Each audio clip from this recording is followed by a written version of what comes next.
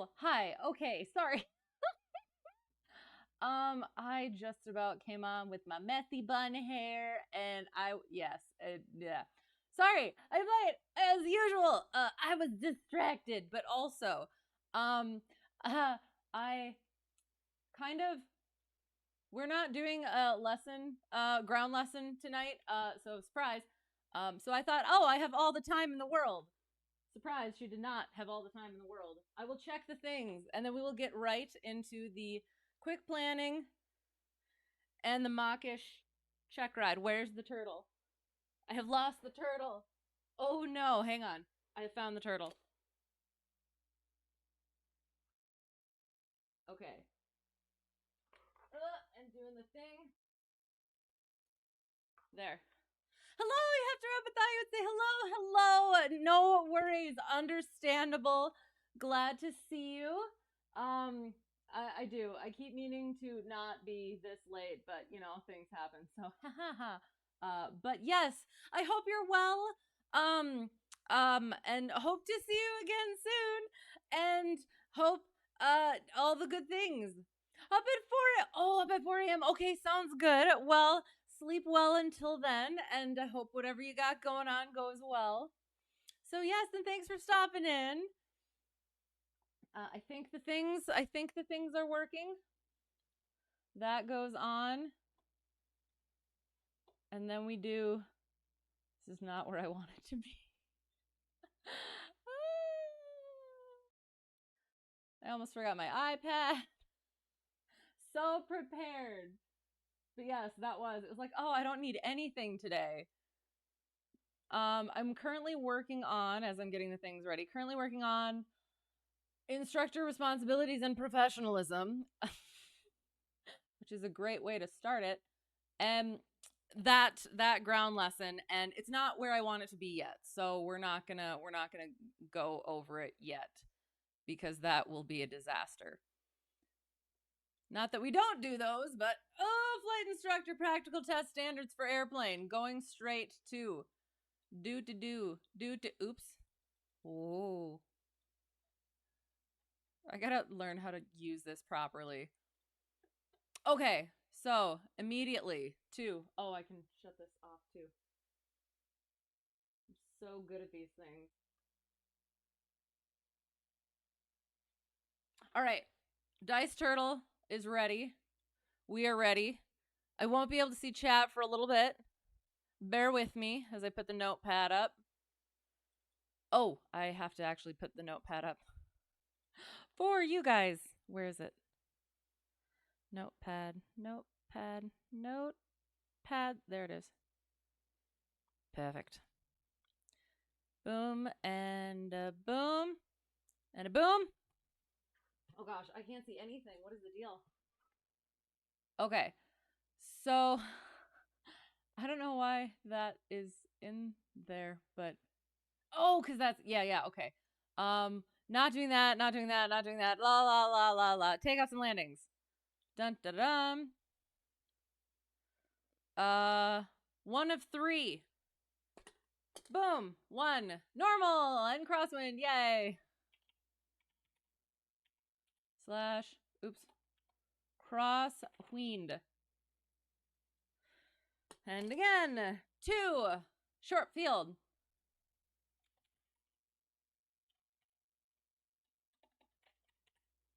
And I have decided, I guess, hang on, let me look.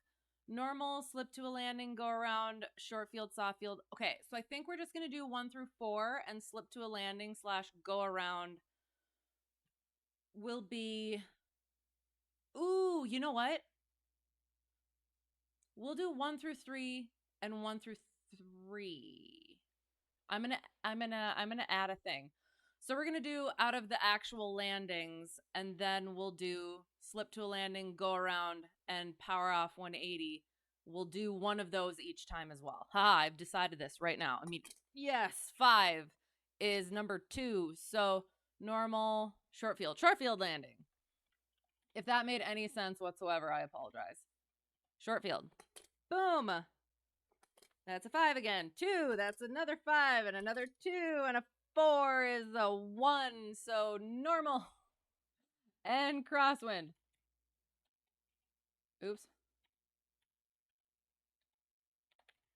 And the extra will be slip to a landing, go around, or power off 180. 6. Power off 180. Why do I do these things to myself? Because we have to practice. Power 180. Power off 180. Or maybe we don't do this tonight since I'm so late. 5 for fundamentals of flight. There isn't one. 5 once again. 3 straight climbs and climbing turns.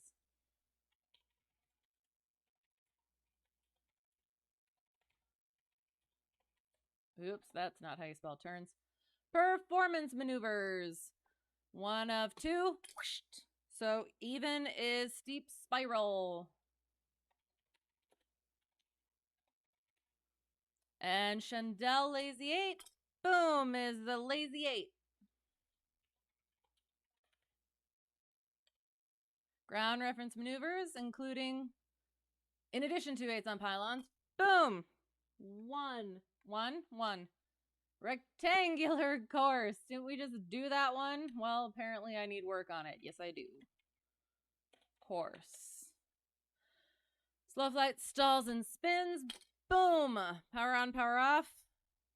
4 is even, so power off. You can see this, right? I hope so.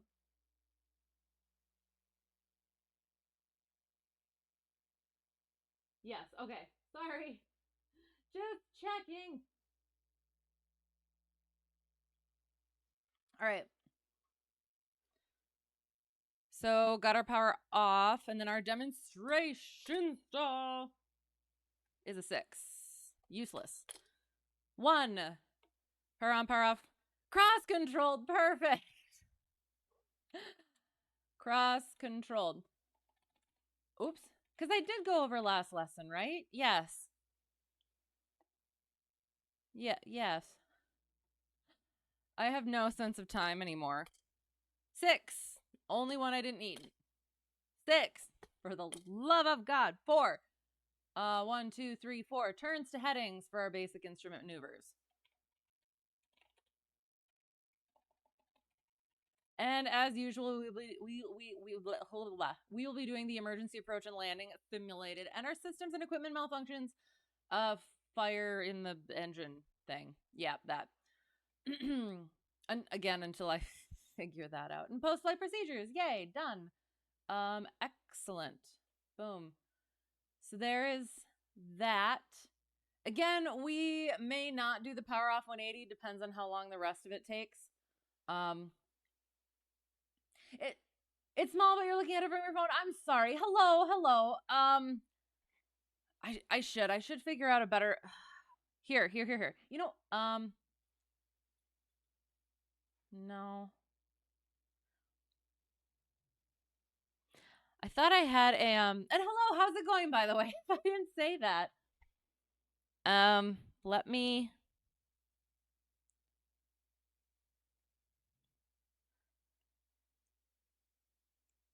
I thought I had a larger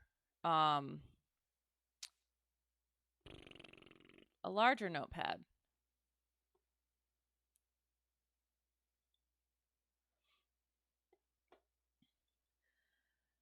You'll be back on your PC in a bit. I'm good. Sounds good. Okay, sounds good. And it is. It's just we're just picking out the things that we're gonna do, and then we will just go and do them, and then we will go over them again. Speaking of, actually, we did not go over last time with our checklist check thing. So I guess we could go over that quick as well. So yes, it will be small. Let me see if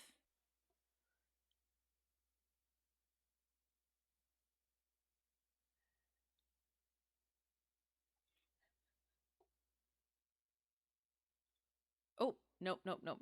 Cancel. I could just make it bigger. Hang on. Da da da da da da da da.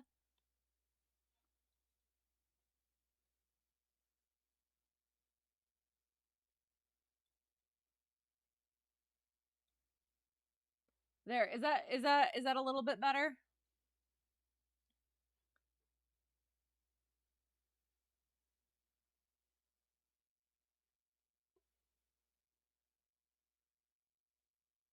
Oh, it's not, because you can't, I didn't switch it. Sorry. There. Do I need the big one anymore? So this is what it does. So I guess if I go like this, and I go like this, and then like this, then I could go like this. But I don't know how well, I don't know how well that really works, though.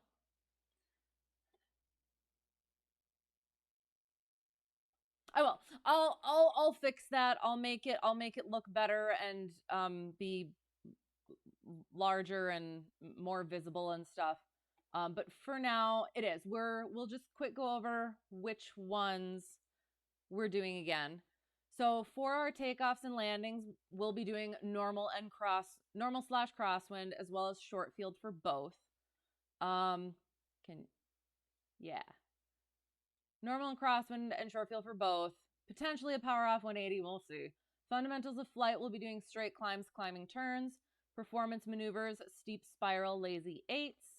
Ground reference maneuvers, eights on pylons, rectangular course. Slow flight stalls and spins are power off for our proficiency stall, and cross controlled for our demonstration stall.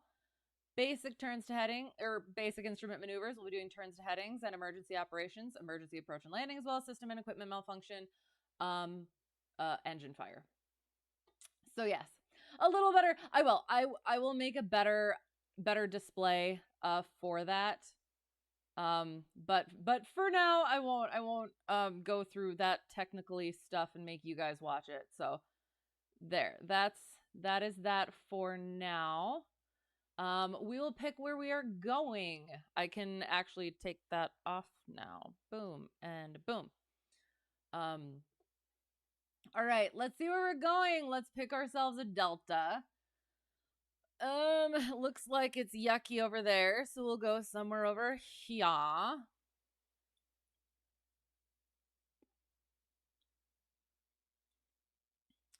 see a wee blue, and I don't like the wee blue.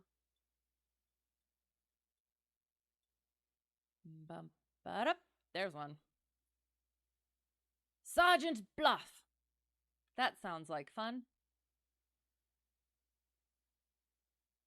Was that oh no, there's mist.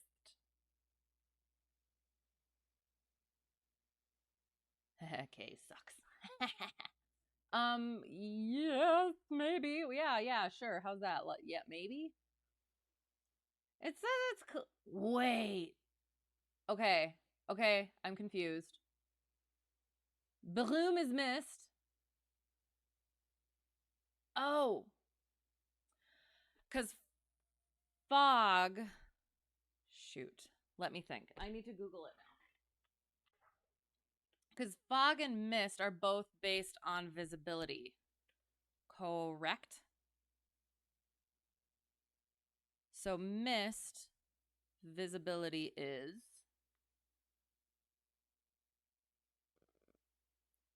mist and fogs used to are terms used to describe low visibility caused by water droplets suspended in the air. Mist is a term used to describe visibility of greater than 1 kilometer.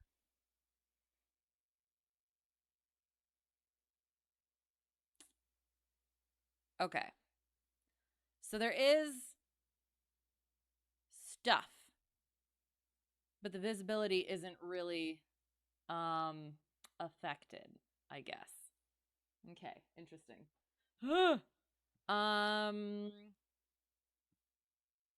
Plan.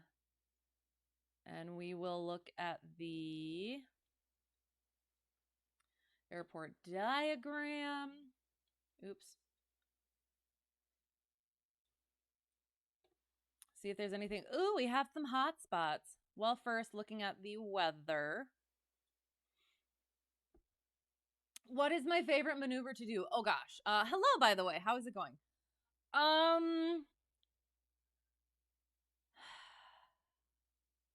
From the right seat or from the left seat? I like doing all of them. From the right seat, I'm still working on actually getting them proper like, but um um um I've always liked steep turns. I like, you know what, I actually like spins.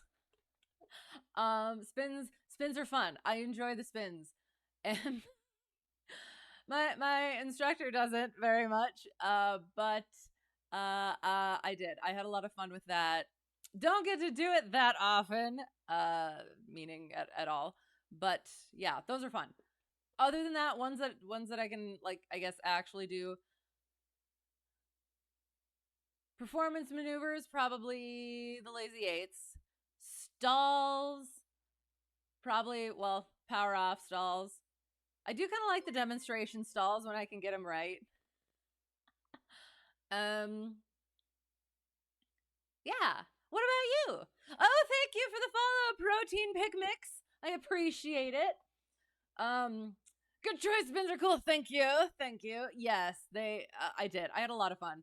The first time I went with one of the owners of my home airport, and he's an insanely good pilot, and it was a great intro to it.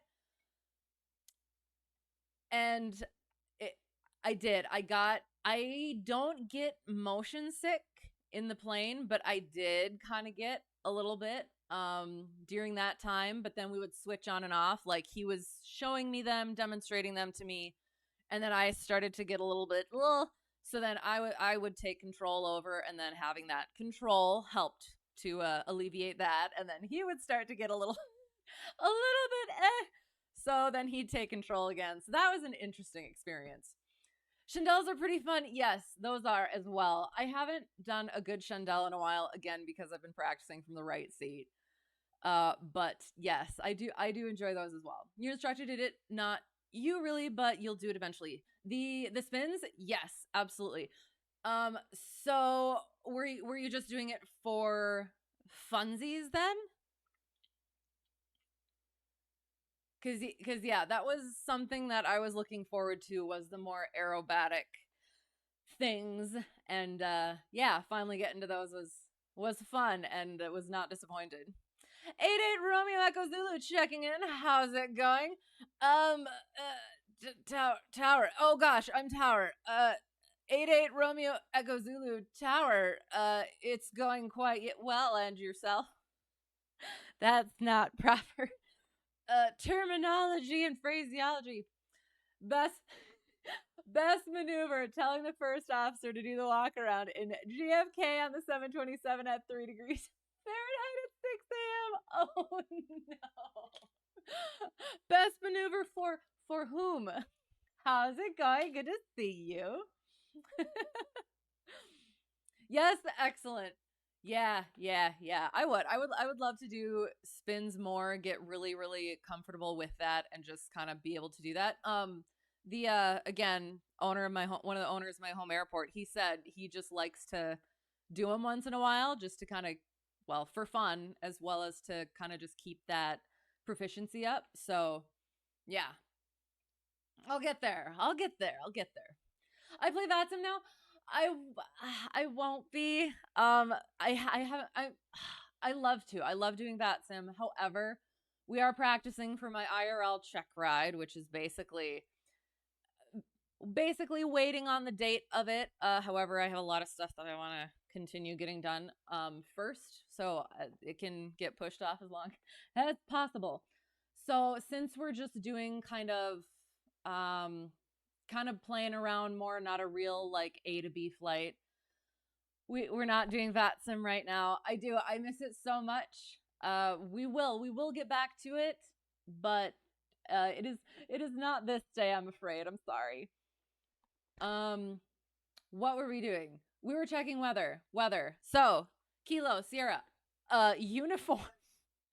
My mind went a different direction with that one. Uniform X-ray. The 31st at, it is very small, 0352 Zulu. Automated, 0352 Zulu.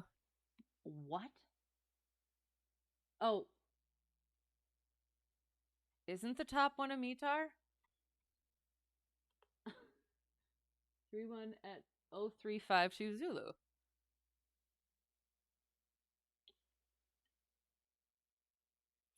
It seems not correct. Hang on. Am I missing something?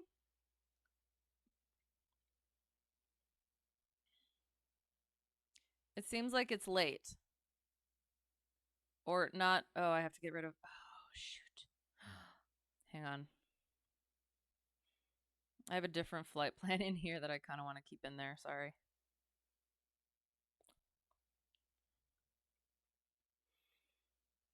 Weather. Yes, this one I have the 31st at 0452 Zulu. 4 statute miles and Bloom. We may just, do we just switch it to clear or should we pick a different spot? Doing okay there, just returned from St. Augustine in the KA. Oh God. I should know that, shouldn't I? Googling. Frantically Googling.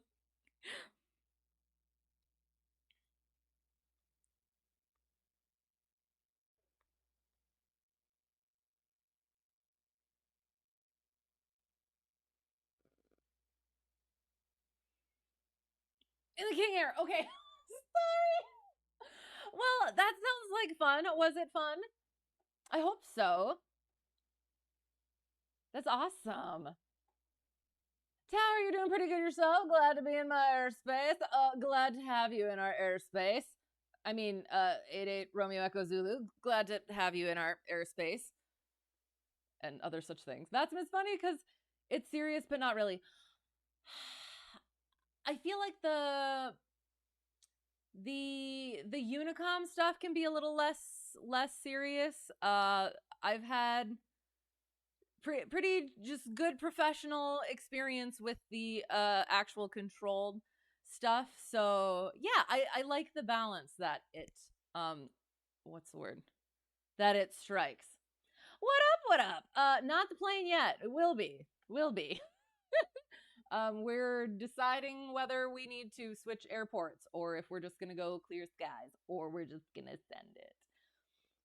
But yes, what is up with you? Good to see you. Any flying today? Oh yes, we are potentially going to Kilo Sierra Uniform X-Ray. However, we may need to switch it up. I'm not sure. We'll see. Seeing college, but yay! And NFL playoff games. Nice. That sounds excellent. That sounds very fun. Well, I'm glad you got to do that. Do you have more trip plans as well? Or is that it for a little bit? You're gonna be in the 16. Like the F-16. Is that a thing? Oh God. I'm sorry. Sounds good. Yes, we will see you. We will be on US East, I think. Also, yes, completely fictitious number made up to practice comms with. Perfect. Sounds excellent. Yes. Going to be asking your school for all your tickets saying you can take your Okay, hang on. Going to be asking your school for all your tickets saying you can take your A&P test soon. Oh, okay. So timeline? Congratulations and further congratulations in advance. That is awesome. That is very exciting. Oh, are you feeling good about it? That's awesome. So this is I guess not quite correct. It's an hour late. But it's 09er 03 6 statute miles, Bloom, clear, -2 degrees Celsius, -3 degrees for our dew point. Altimeter 3012, remarks AO2 differentiates precipitation, sea level. I almost feel like we need to not. Or do we just go on clear skies? I kind of just want to go on clear skies since we've already kind of committed 3012 remarks AO2 differentiates precipitation. Sea level pressure is 1021.1 millibars. Temperature is negative 2.2 degrees Celsius, negative 2.8 degrees Celsius for our dew point. And that is it. So 90 degrees at 3. It's basically almost calm, but we'll just keep it in mind. We're likely going to be using 3-1. Let me do the math. Yes, 3-1. 3-1. And we have to be aware of our hotspots. So we're going to be starting here or wherever else I decide flippantly to park. Oh, we got lasso procedures on here too. Look at that. Well, God, dang it. Do we have that easily available here? Takeoff minimums, alternate minimums. I can just look it up and let you guys know. So we're here. Sorry, that's going to be happening. So we're here, and they'll have us taxi. Maybe they'll have us boop onto Charlie there. Then we'll have to taxi on Alpha. Hotspot 1, I'll read about that one on here as well. And then we'll continue on to Alpha. I guess be aware of... Oh, yes, we need to be aware of golf in case anybody else is coming here and thinking that whatever's wrong with... Or, yeah, whatever the issue is here, if they fall prey to it. So... Yes, we're just gonna stay here because it's got a lot of interesting things. Hotspot for the...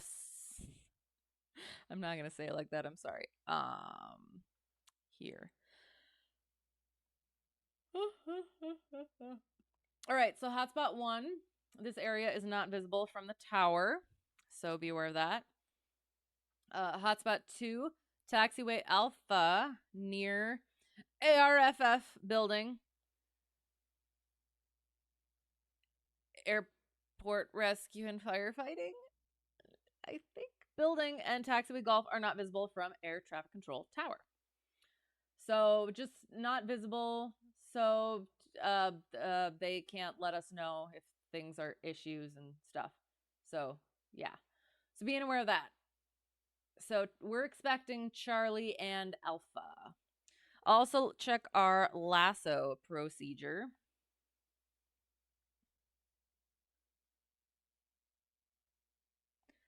So runway 13,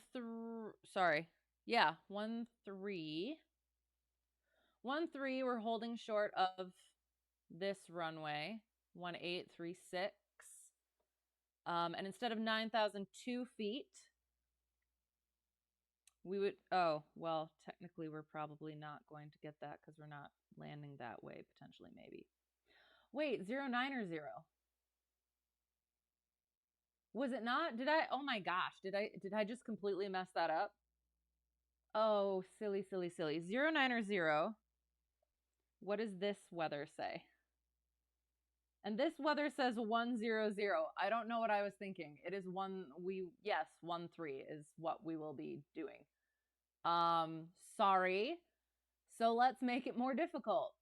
Charlie, let's go Charlie.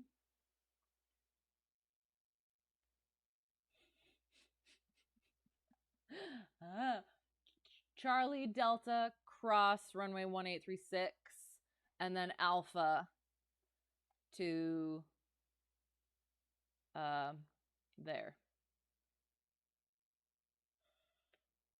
Sorry. I am going to be honest. I'm not entirely sure what back means.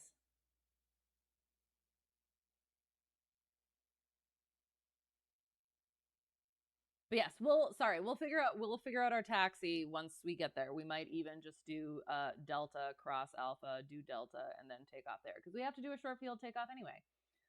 So yes, went over our hotspots.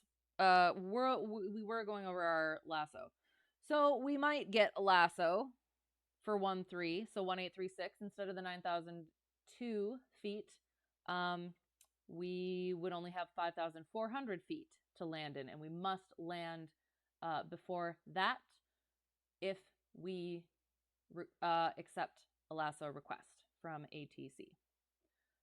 Awesome. Excellent. Good? Yes? Thoughts? I'll get the stuff ready and I'll get the plane going, the sim, that thing going. Wiggle, wiggle, wiggle.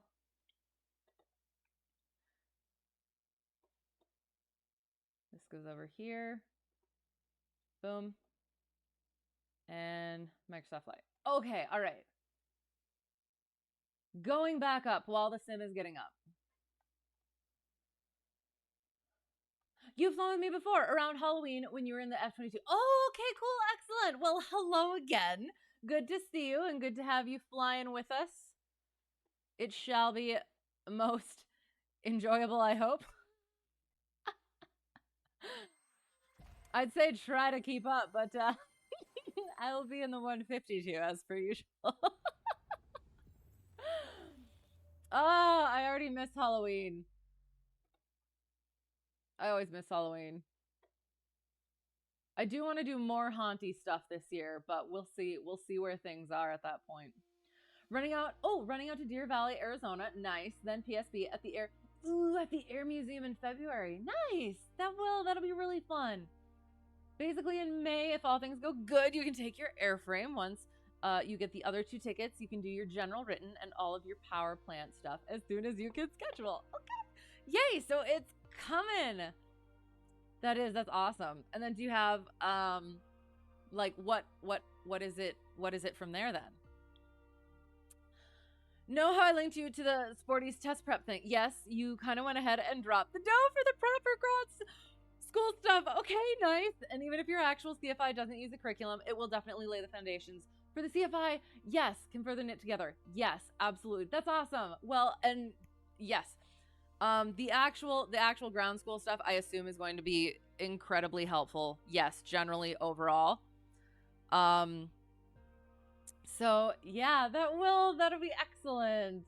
And have you started going through it then? Oh no, you can't see the end of the runway? We will. We'll have to turn on the clear weather. Thank you for the pie wrap. Oh gosh, that is up. This needs to, what am I doing? This needs to not be there. And this needs to, yes, be there. Boom, boom. As per freaking usual. Sorry. Most charming. I'm sorry. Thinking of going to a workshop at a local EA group meet workshop of homebrew builders. That'll be cool. I was just with the, what is it called? The instructor responsibilities and professionalism thing. They go into organizations and stuff, participating in that and making sure you're up to date on all the things. So that's an excellent thing to do. Your spawned in visibility is about 2 to 3 miles. You can't see the end of the runway. Oh.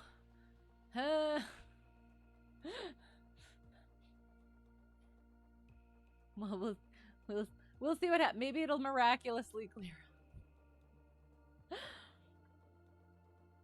Oh. Back is barrier for seriously, for snagging military planes. Not a civil thing to worry about. Oh.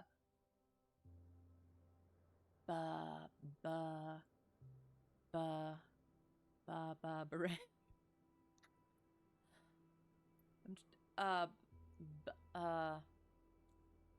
Barrier arresting kit.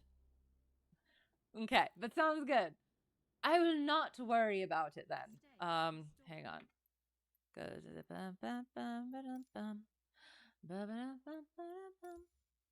Boom. And a boom. Key changes. Apply and save. Go back. Excellent.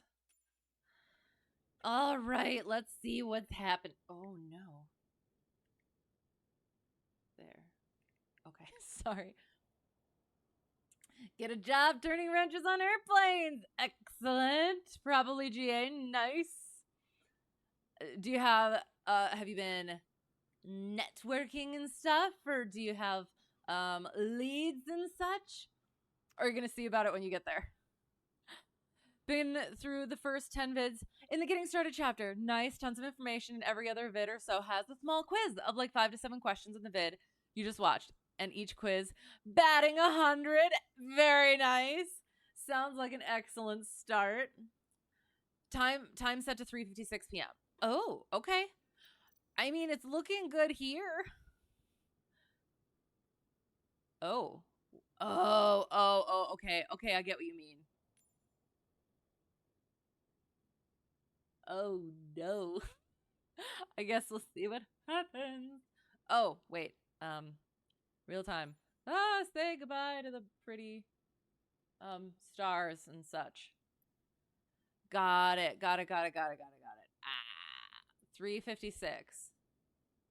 We might need a little bit more time than that, so I'm going to put it back this way a little bit more. Oh, and then we got to do the You know, some people had some jobs lined up if you didn't get into the school to get your AMP as well. Oh, okay, sounds good. Well, I'm looking forward to hearing where it goes. Oh gosh, what am I doing? I'm fixing this disaster. There, perfect.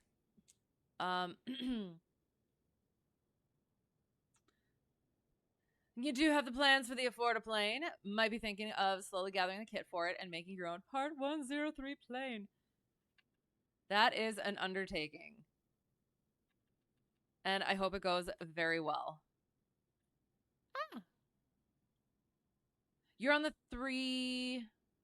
On the 3-1. Oh, for date-wise...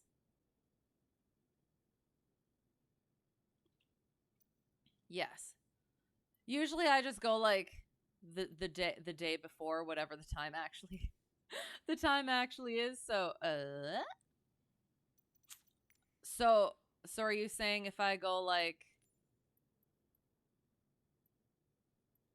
can't I? Oh, it doesn't let me. Oh, yes it does.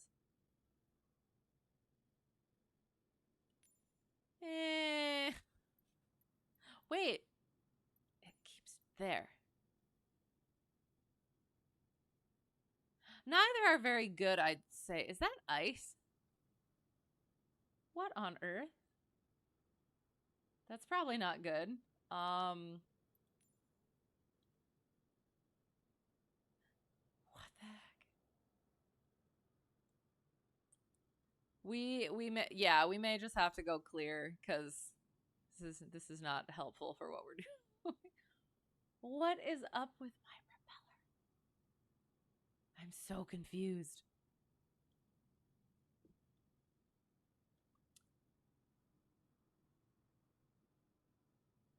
Yes, okay. When you go, you're going to see who you need to talk to about an Eagle flight. See what you're getting into from the hot seat. That sounds perfect. Now move the day, foggy seat. Yes, it is. It's both days are not. Oh, is that you? I mean, it doesn't look like what you're supposed to look like. But I'm guessing that is potentially you. Hello!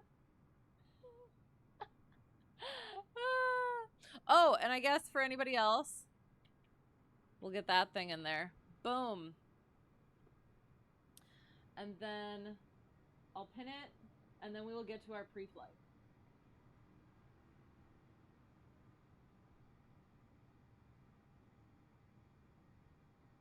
Pinned. Perfect. I guess I could have put US East. You're in the 16, right? I am. I'm sorry. Because is that one that I would have to buy?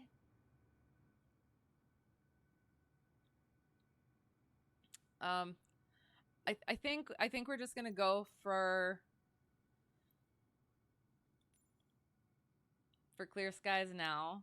Is there a way to de-ice me now?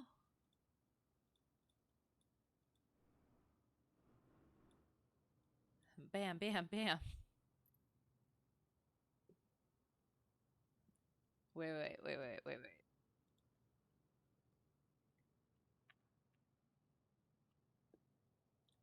Maintenance. Darn it. Ooh, exterior. Trimmed. Oh. Pitot cover. Is that... Stop. Is that the rudder trim tab? Because I kind of want to mess with it. Okay, wait. I should probably look first. Oops.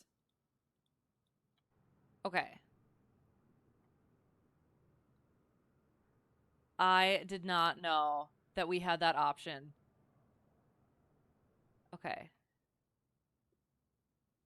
So what happens? Just do it a bunch so that we can actually tell.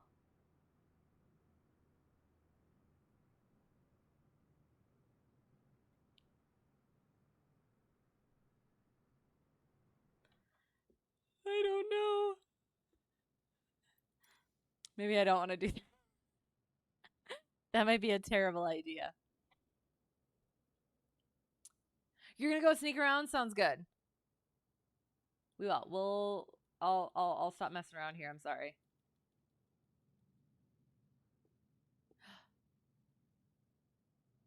See, it says you're in an F-16. Sounds cool. All right, I'm sorry. Control the space and there, and then bring this a little bit so that I can. Okay. Hello.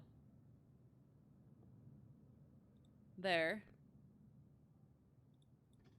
And there. And there. Oops. There. And oops. There. Okay. Control the space.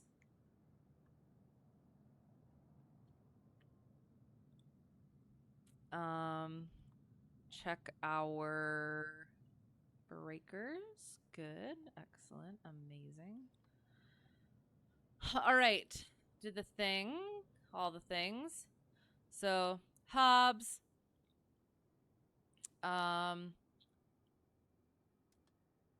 Master. Pitot nav. Beacon. Taxi. Landing. Remember, the flaps are there. Outside. That is on. As is that.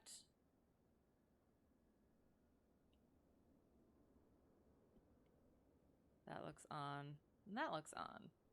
Grasp the pitot tube. Feel that heat. Check the fuel levels. And turn it off. Oops. And then we would dip the wings. Hello. That's not the correct button. And by dip the wings, I mean fill them up. And then we drain a little bit of fuel from each wing. Make sure that it is the right color. Blue can hold it up to something white. Make sure there's no sediment in there or any bubbles of water at the bottom. And then we drain a little bit of fuel from here as well. And then we check our oil, make sure that that is at about 5.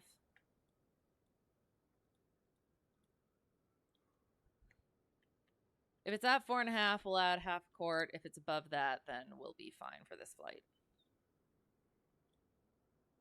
4.9, that's good. Okay. Shoot. Shoot.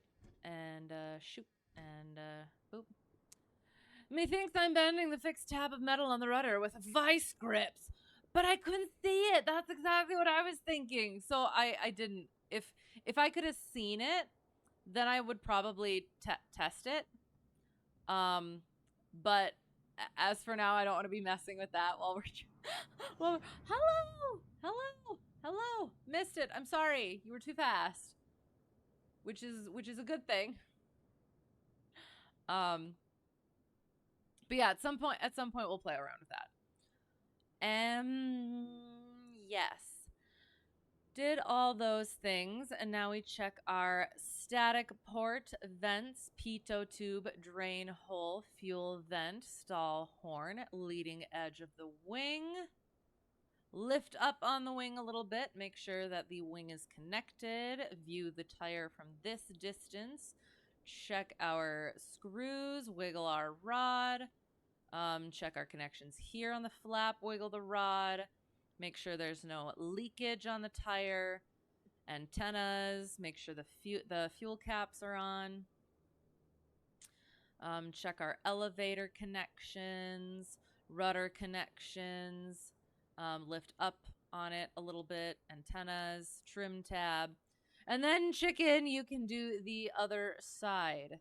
Let me make sure I can do it myself as well. So check the tire, flap connections, wiggle that rod, aileron connections, wiggle that rod, lift up on the wing, make sure that's connected, check the tire from there, and then check the leading edge there.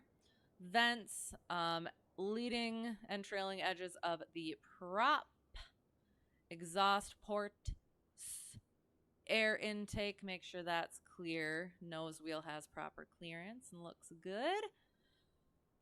And then we go ahead and check our little checklist, which I should probably get off of my iPad and put on here so that I can pop it up on there. Where is it? Where have I put it? Oh no, I haven't put it in here yet. Hello! You sound awesome.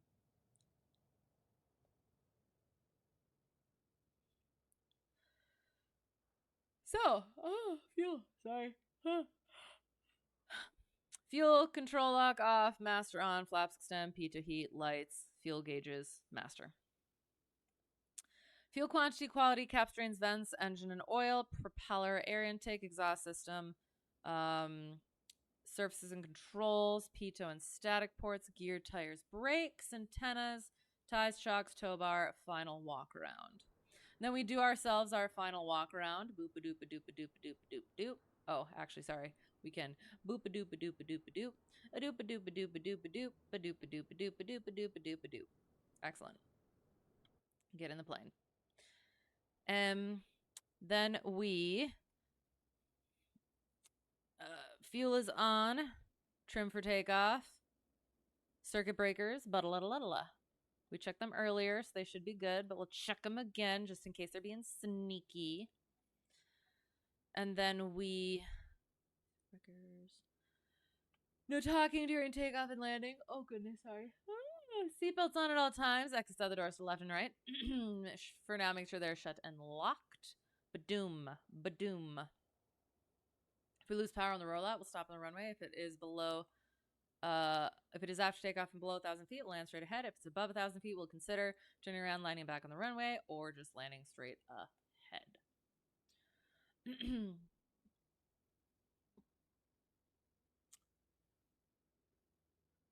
Maybe smooth jawed. Okay. Would that be a better option than a not smooth jawed vice grip on the rudder? I guess do you have to use a vice grip on the rudder trim tab? You told me you're going to be sneaky. You are surprisingly sneaky for being a very loud and cool sounding aircraft. So yes, I was instrumental in slowly growing passion for flight.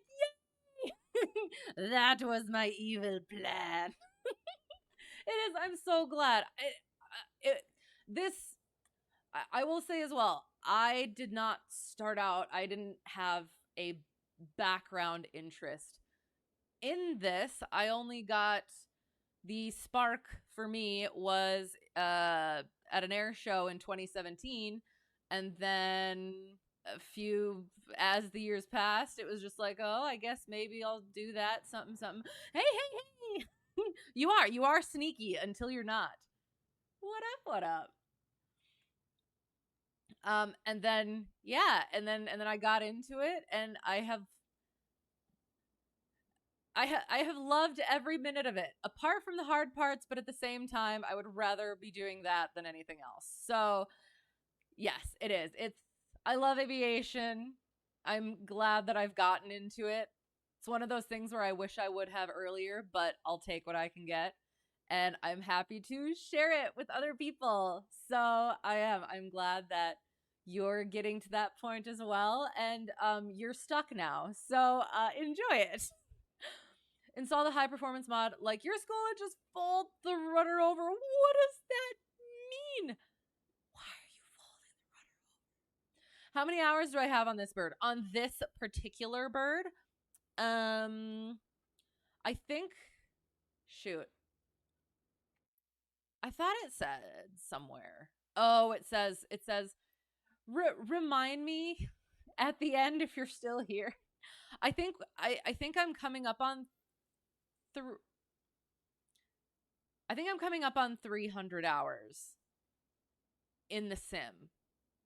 I would have to check the specifics for this aircraft in the sim. It's probably about that. I haven't done a whole lot of flying in other aircraft. Okay, so circuit breakers, brakes, pedal test, and then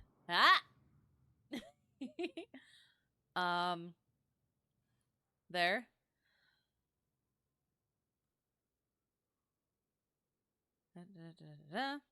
Avionics are off. Autopilot is irrelevant. Carb heat is off. Beacon goes on. Prime it. Badoomba. Badoomba.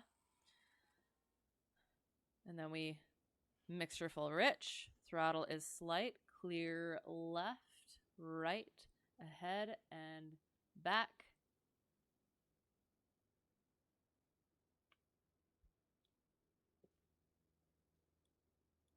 Clear prop.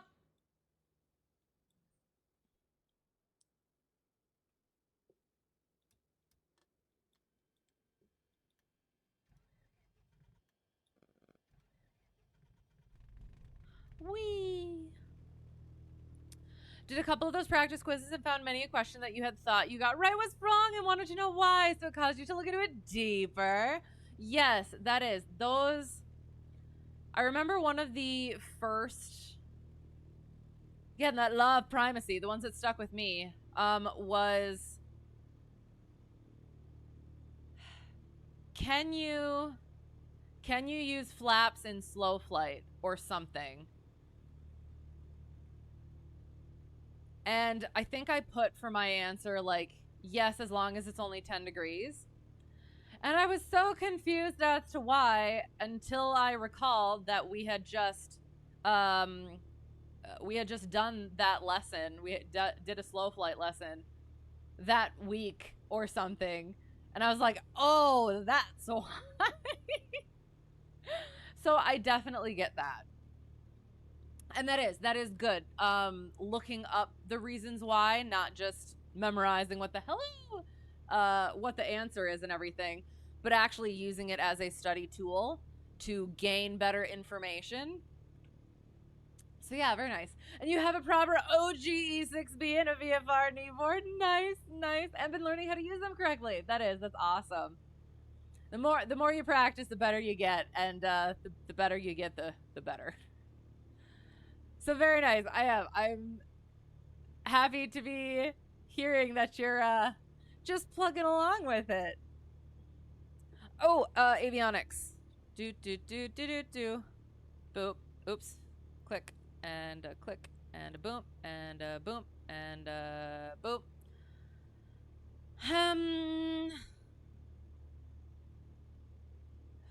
Oops, wrong button. Flaps go up. Good.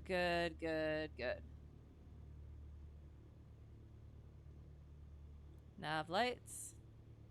Taxi. Weather. Oh.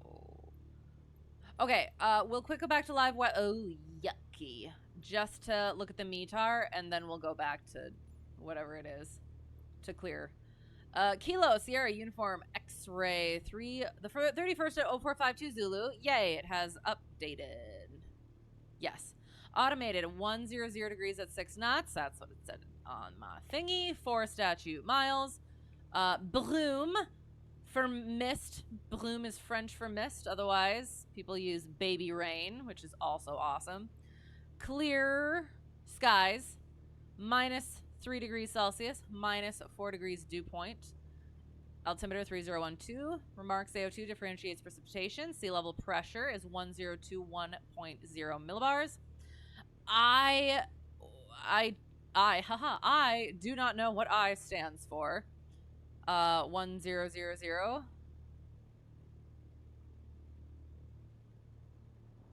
I won't even hazard a guess.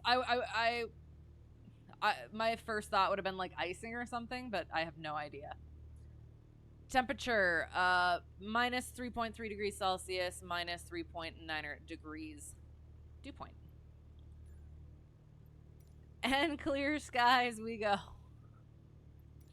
Oops. Yeah. Excellent. So we are at 29902. For our standard pressure for our clear skies. Does that jive?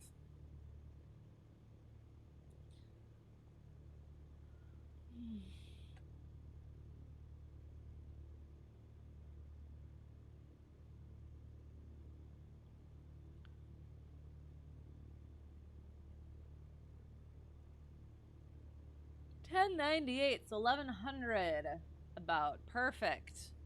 All right. It in fact jives. We will go for 1-3. I think clear skies has 270. I think the wind is like 270 or something. But we're just going to be okay with it. Or maybe it doesn't have a default? I thought it did. Huh. Not sure. So. Oh, okay.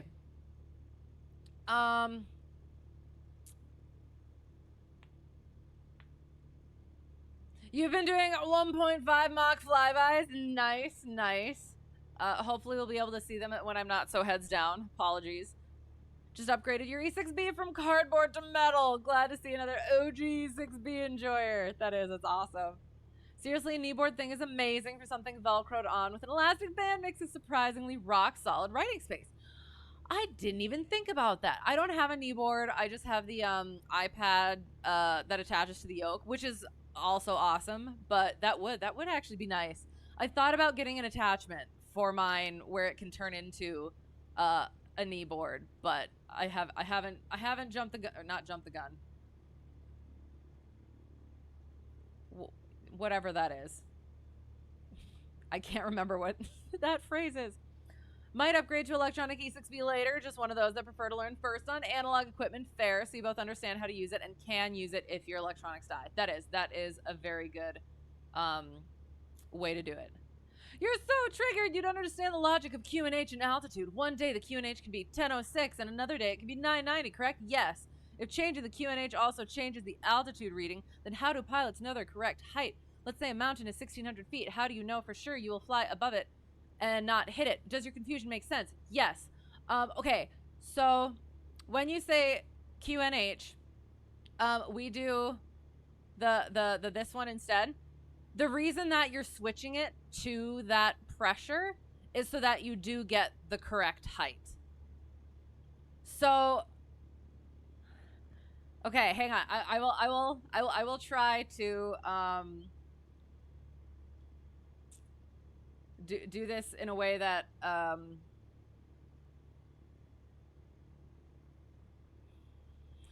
just give me a second. I'm gonna try and do it properly. Hello, by the way. How is it going?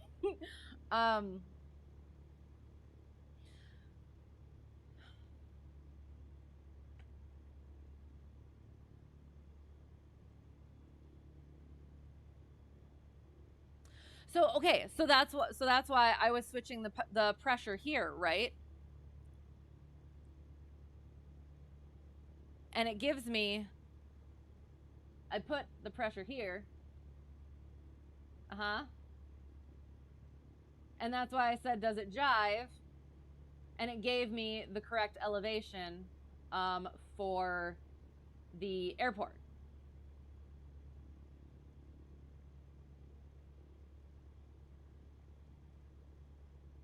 So if you have the correct pressure setting, you will have the correct altitude, the correct actual altitude, because it's taking into account that different pressure setting.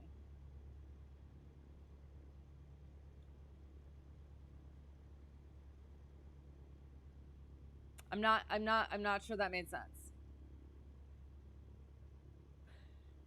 I hope it did. I hope it, whoa!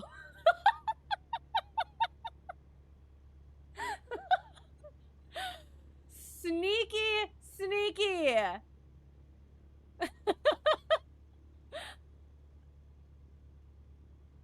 You use yours when you're sim. Nice. Ooh, ooh. Yes, I have tried attaching this. It doesn't really work that well for me. So kneeboard might be easier. Might want to Google the altimeter function, how it works. Yes, yes. Turn around, yes. Did you? I finally noticed you. Yes, I hope that kind of made sense. It would be easier. I haven't practiced that explanation, like those explanation things, in a while, so I apologize for not having a better one off the top of my head. But yes, there's a lot of good resources on the interwebs that will give you like a better visual and easier to understand. Always have a backup. The prepper in you is always, if you have 3, you got 2. If you have 2, you got 1. If you have 1, you got none. Yes. Instructor told me that once. I was being a little bit sassy, and because we were going on a night flight, and I had my my red flashlight, and I thought that he didn't have one, so I was like, oh, I got one and you don't. And then he pulls out his red flashlight, and I was like, okay, fine. And then he pulls out another red flashlight, and he said the same thing. If you got 1, you got none. And I was like, oh, okay. Gosh darn it. Hello, what is up? The plane will be soon. We are not yet. However, we're getting there. How about you? What is up? Yes, basically the mountain is at 1,600 feet. The way the altimeter receives data is affected by the barometric pressure and therefore must be calibrated to ensure it reports the correct altitude reading. Yes. So yes, the reason why you're changing the altimeter is, yeah, so that you get that correct altitude reading. Missed the runway incursion lesson the other day. No, I still have it on YouTube. You're finishing up that very same lesson now. Excellent. Yes, how is it going? Yes, I think it went quite well. I got some things to think about from my peeps here. And then I was able to present it to Instructor, and he gave me some good stuff as well. And yeah, I'm feeling okay. I'm feeling pretty okay about it. Oh gosh, I always forget I have to lean this one out. Shoot. So yeah, so that one I think is pretty good, pretty solid. So fingers crossed. I have a couple things to adjust, but hello, how are you? Good to see you. Redundancy will keep you alive, is why planes have 2 magnetos independent of the engine. If one goes, you have another. Yes, exactly. You just have to add stuff about non-towered airport operations and low visibility. Very nice, very nice. Can I ask how you kind of organized it a little bit? I mean, if that's too broad of like and complicated a question, I apologize.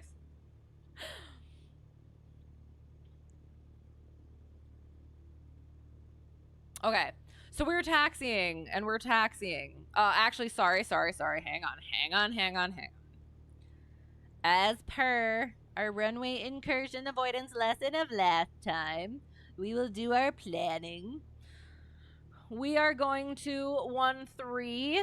We are, oops, I have to turn this thing on. New. Boom. Okay. There. So we're going to go Charlie, taxi to Charlie, then to Delta, cross runway 1836 at Delta, and then we will go straight on to Delta.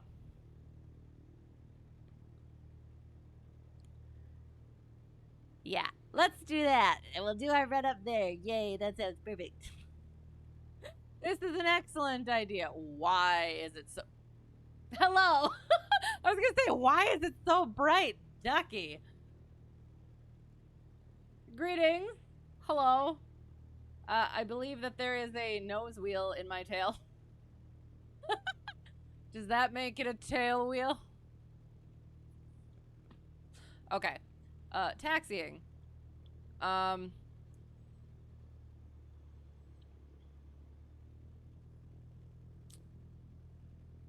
But the mountain will always be at 1,600 feet, yes. So imagine we park on top of the mountain and set the QNH. It might read an altitude of 1,750 feet one day and 1,500 feet another day, meaning we are inside the mountain. Does that make sense? You'll be forever confused. The reason... Okay, so again, you are setting it...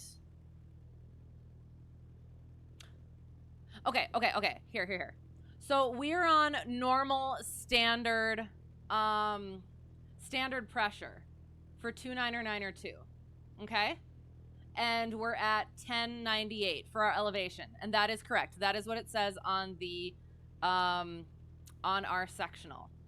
So if we go to what our actual weather is currently, live weather, our altimeter goes down. So technically we'd be in the ground, right? However, we have to set our altimeter. Current pressure is 3012. So we set our pressure to 3012, and we are back at the correct elevation of 1098. Does that make sense? So again, the main thing is you are setting the altimeter so that it is the correct elevation or altitude. And then again, we went back to a standard day of pressure 29 or 9 or 2, but since our altimeter is still set to that 3012, it's showing higher than what our elevation actually is. So we set it back to our 29 or 9 or 2, and we're at our correct elevation. That makes sense?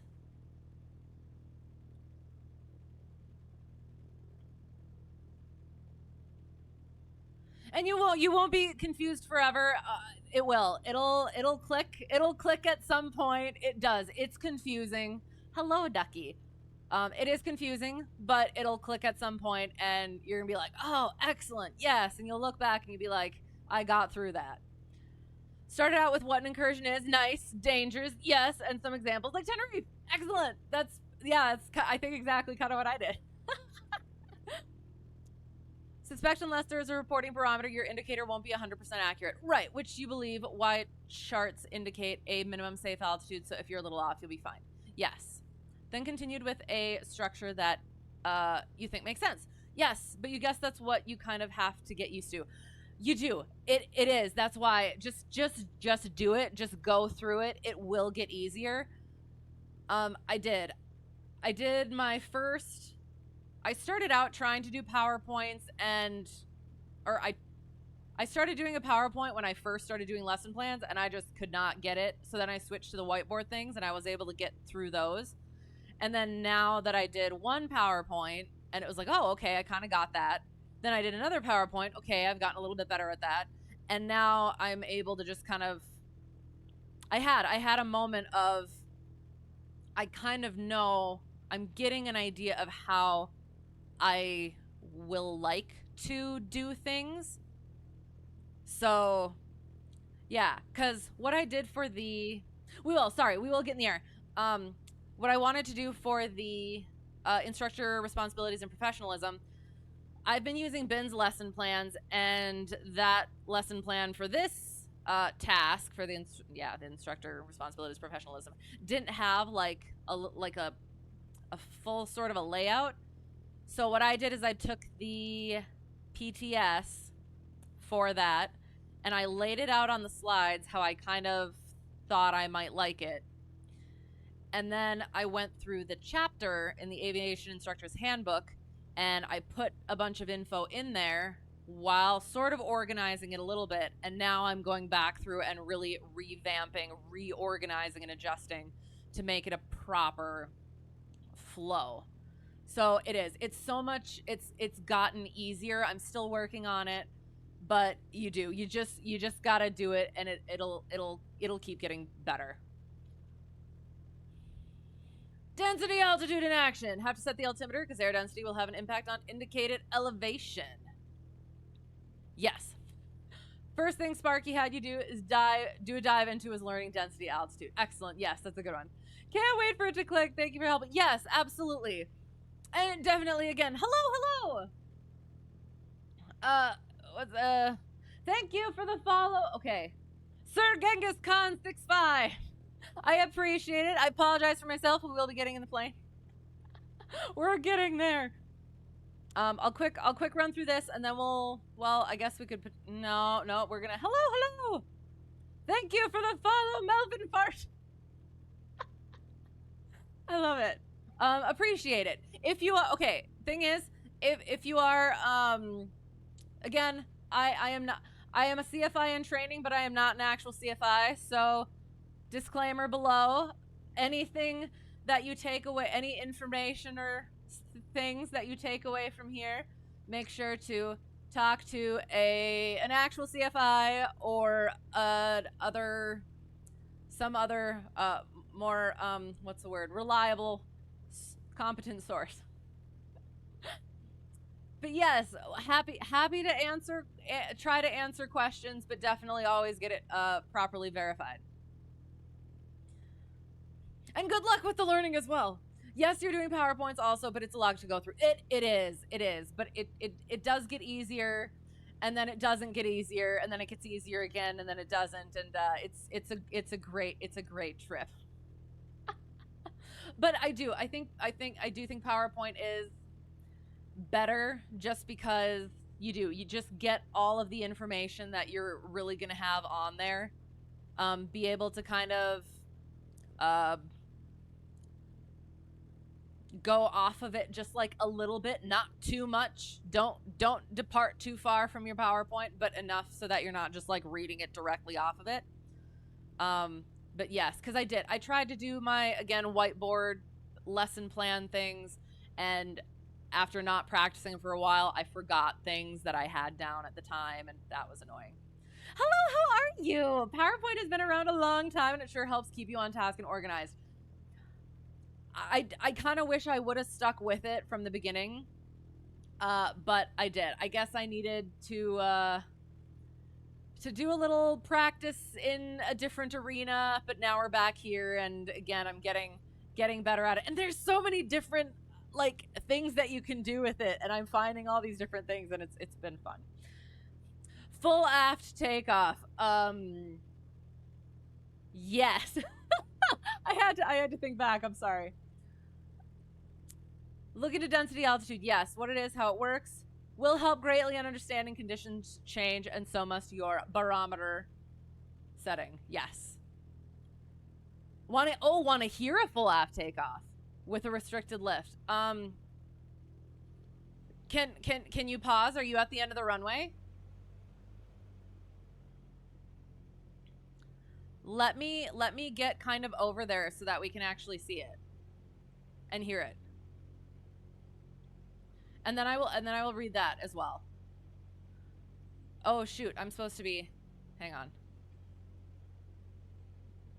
We were supposed to be going by Delta, hang on. So, oh, we were supposed to do our practice taxi clearances. We'll do our practice taxi clearance in a bit. Oh gosh, oops. 100,000 miles per hour. Okay, or RPM, sorry. All right, yes. Do the thing. Air traffic services can give you the nearest altimeter setting. Yes. Charts can show you the minimum safe sector altitude for your area, which allows 1,000 feet clearance of highest obstacle. Whoa, 1 second. Is it 1,000? Isn't it technically 100 or 200? Holy! Oh my gosh!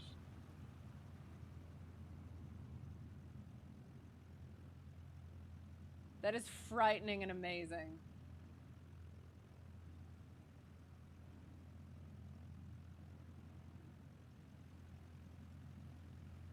Oh, wait, hang on.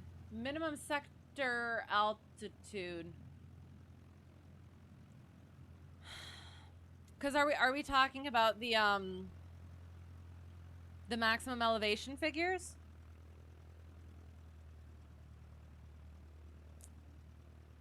So slightly off settings are okay, you'll be safe. Yes. Now temperatures also can affect the accuracy of the settings. Oh, you're super cold. You're right. There are tables to help you adjust for that as well. Always learning in aviation. Yeah. That one was one that when I was doing instrument training, number one instructor brought up as something that came up on his check ride. So I did end up looking into that a little bit more. So you did a full afterburn takeoff with a restricted climb. That was sweet. You'll climb there, sit there. Yes, it was amazing. You'll be RV. Okay, sounds good. An airliner with a short field takeoff trying to clear an obstacle or something. Yes, it was amazing.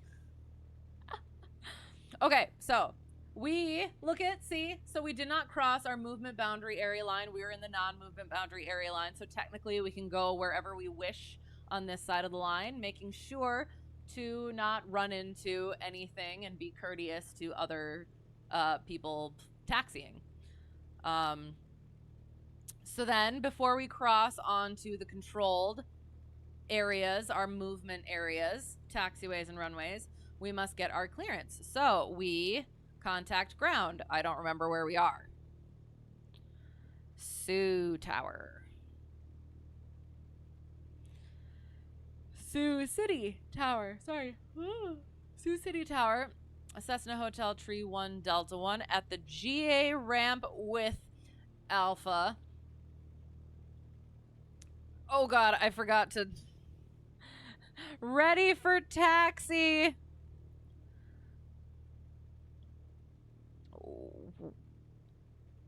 West VFR departure. Sorry, east. Oh my God.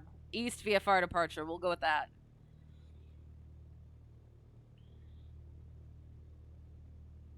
Do we want that? Yeah, East VFR departure. Sounds good. Sounds good. Why not? Then they come back and they say the things, and then we say the things back. Runway 13 via Charlie Delta. Cross 18, hold short runway 13. Cessna Hotel Tree 1 Delta 1. All right. So we are crossing. Oh, and then I'll turn these off for now, so I'm not cheating. We have crossed the movement boundary area line. We get ourselves onto make sure that we are actually cleared.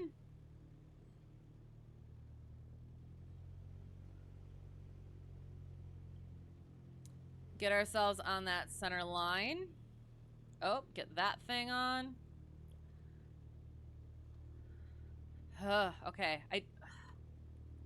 It's terrible. I still, my brain still does not want to be on this side. Oh, okay. Coming up on Delta. So we look. Looks good. Okay. Oops.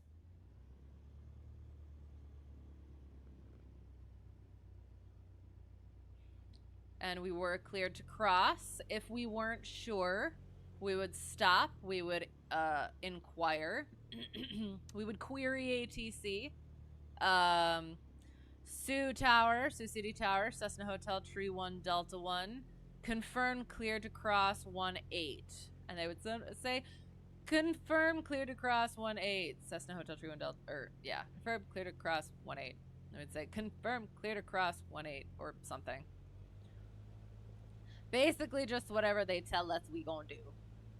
Look both ways, look both ways. Oh, thank you, Foreflight. Oh! Okay. I'm gonna get to that. I'm excited to read that. Hello, how is it going? Good to see you. And then we're supposed to turn.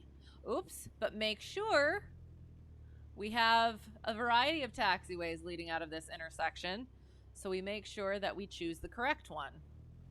And it appears that it is that one. So we're good to go there. We're gonna go hold short. And then we're gonna read the things.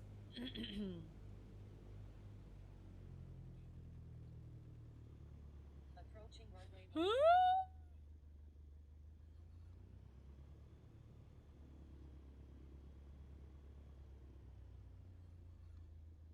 Okay, all right. The way you see it is the heavier or denser the air, whose weight is measured in inches mercury, pushes down your altitude reading. So say it was 29.9 inches of mercury an hour ago, and your current barometer setting, but now it's 29.9 inches of mercury, so the air is heavier, would be a negative 100-foot difference. To get an accurate reading, turn the barometer plus 100 feet, which means plus 0.03 inches of mercury, equals 29.9 inches of mercury, is greater than 29.9 inches of mercury, if that makes sense.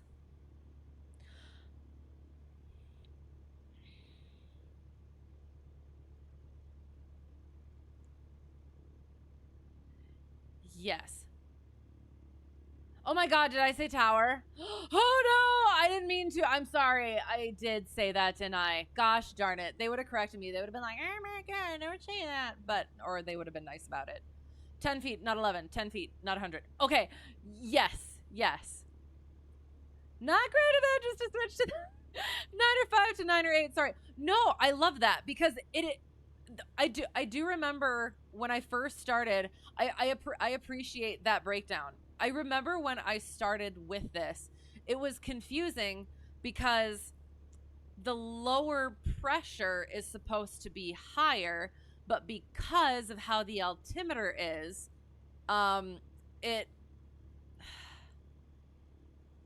it's because it's not backwards. It's because I'm trying to remember. Because the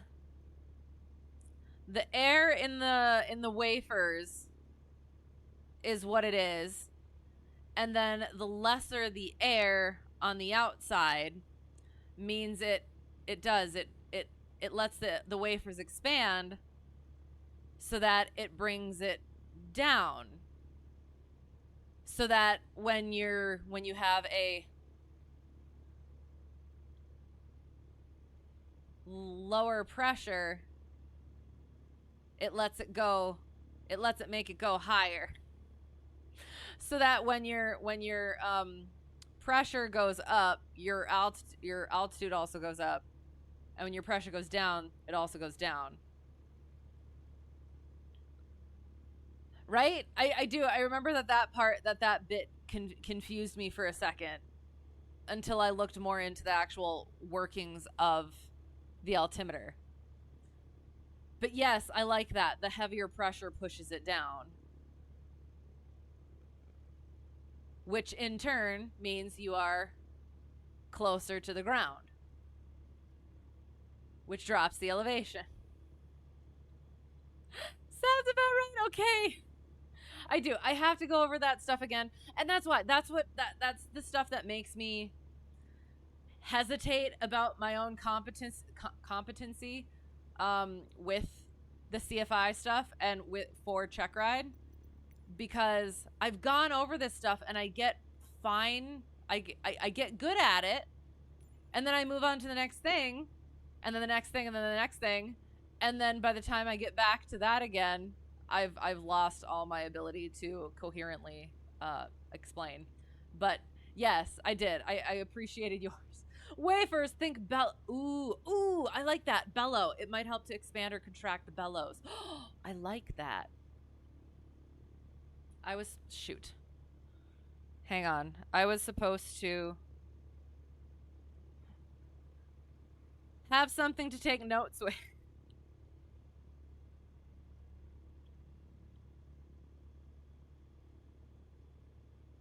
I'll just put it in here for now.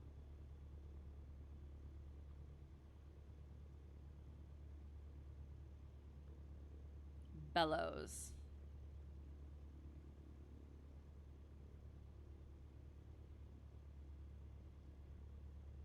Okay. Okay. So we did our taxi. Now we do our run up.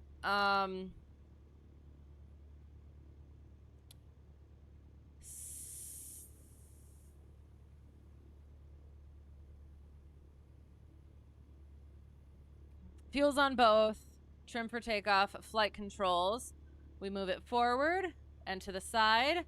Thumb points up to that aileron is up. Bring it back. Elevator's up. Twist it that way. That aileron is up. And finish the square like so. Flight controls are free and correct. Primer is in and locked. Mixture is where it needs to be. Our instruments are good. And now 1700. Carb heat out. Watch that drop. And in. Watch that drop with that mag. And in. 2 over. Watch that drop. And back. Green, green. Ammeter. Vacuum. Idle check. All right, so normal and short field. So we're doing our short field since we're doing a midfield takeoff. Your math seems wrong. So 30 feet difference, then 0.03 to get back, plus 30 feet due to pressure change. So, but I got it. Yes. I did. I noticed bits like that, but I did. I understood what you were talking about. So yes, absolutely. And that's what's nice is because it's not perfect, but it works for that shorthand. So whenever it's like the 0.1, it's the 100 feet. The 0.01 is 10 feet and stuff like that. So you can just kind of do that stuff in your head. So yeah, short field. So the reason we do short field is for short fields, or fields with obstacles in the departure, in the way of the departure. Yeah, that. So when we're doing this, we're going to try and use as much runway as possible on this side. We're going to line up, giving ourselves as much runway to use as possible. We have a very long runway here, so it's not a big deal for right now, but in an actual scenario, we would have to do that. So, then we would switch to tower, and we would say, Sioux City Tower. I'm sorry for talking to you earlier. I meant ground. Sioux City Tower, Cessna Hotel Tree 1, Delta 1. Ready to go. Runway 13, VFR departure to the east. And then we'd say cleared for takeoff, runway 13. Then we'd say cleared for takeoff, runway 1. Oh, at runway 13. Hang on. Ready to go, runway 13 at Delta. And then they would see cleared for takeoff, runway 13 at Delta. Cessna Hotel Tree 1, Delta 1. And then we would say the thing, and then we would boom, and then we would ammeter vacuum, mixture, carb heat in, flaps. We don't use flaps for our short field takeoff. Trim is good. And fuel. All right. Approaching runway 1331. Thank you, Foreflight. Entered runway 1331.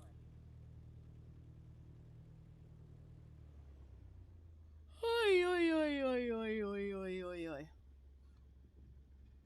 And I think I'm going to just make an executive decision now. We're going to ignore the power off 180 this time because it is already very late. So, oops. Okay.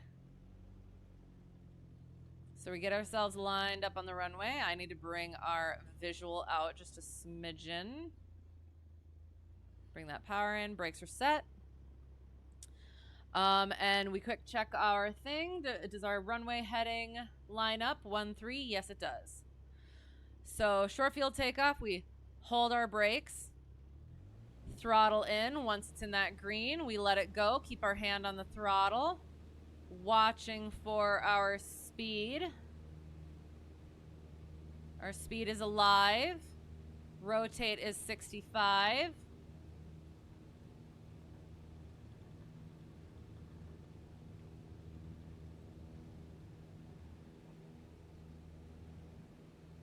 Nice and gentle-like, nice and gentle-like.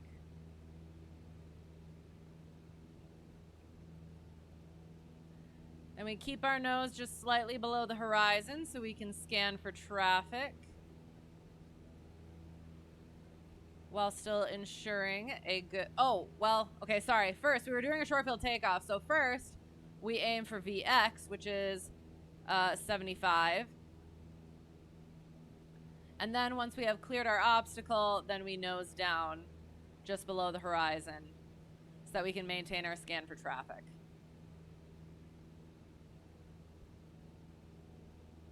Then once we're at 500 feet, we can do our check. So green, green, mixture, carb, heat, trim, and fuel. And then at 300 below pattern, well, actually, since we're turning out to the that way, or tower would tell us what to do. But if we were at an untowered airport, we would climb all the way to...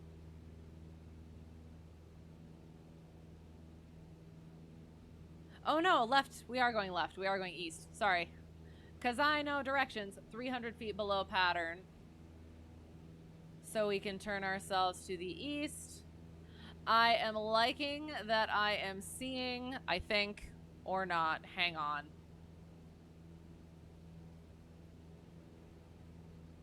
I was going to say I'm liking that I'm seeing some straight lines, but they almost look like they're not fully east, which does not thrill me, but we'll see, I guess.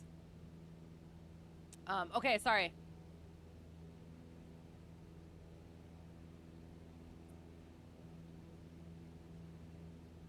YouTube has a number of great directions on how the altimeter works. Yes, yes. Definitely watch those rather than just listen to my babble. Departure corridor. Okay. I could not, for some reason, I could not figure out what I was trying to say. Thank you.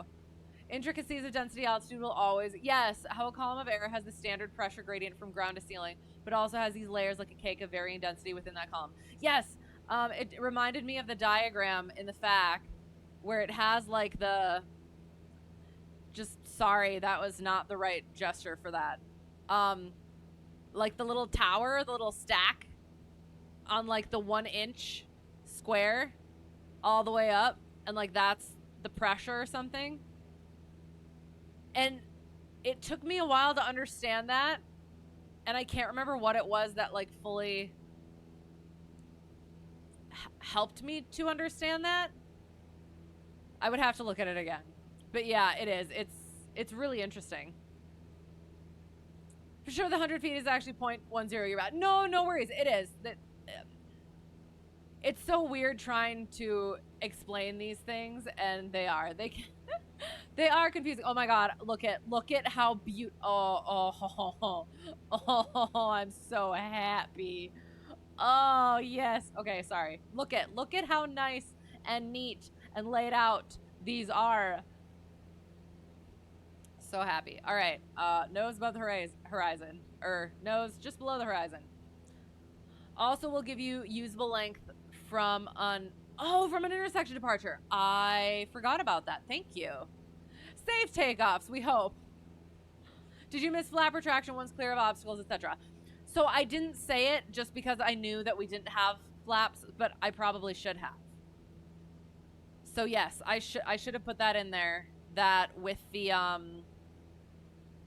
oh, and we're outside of their airspace, and they'd say switch to Unicom or whatever, and yeah.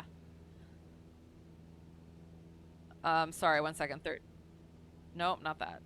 1100. So 1100 plus 3000. 200. So we're gonna go up to 4000, and that should be good. So we're just heading east for a little bit here. Yes, I should have added the flap retraction in there with the thing, the greens, the climb checklist. Sorry. All of that, and then flaps. After, say, the soft field, we would retract those. Also good for our go-around situation as well. Getting up to 4000. Once we get there, then we will do our clearing turns.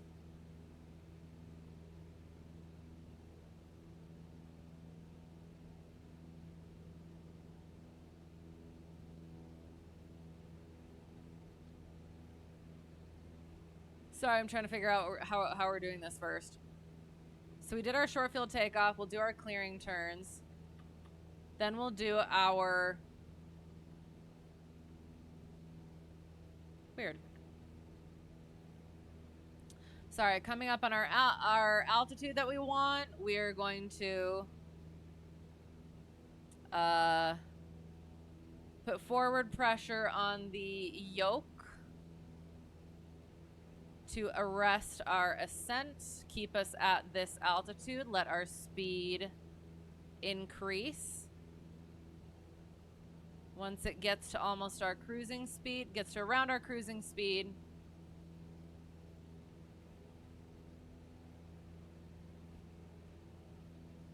then we can bring that power back.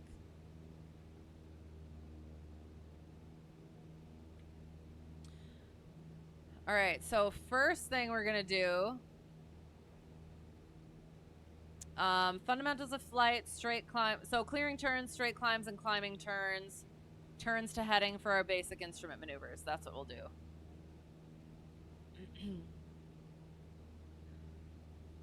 So we do our clearing turns. Before we do any sorts of maneuvering, make sure that we are not gonna run into anybody, nobody's gonna run into us. So we lift our wing and start our turn, scoping underneath our wing.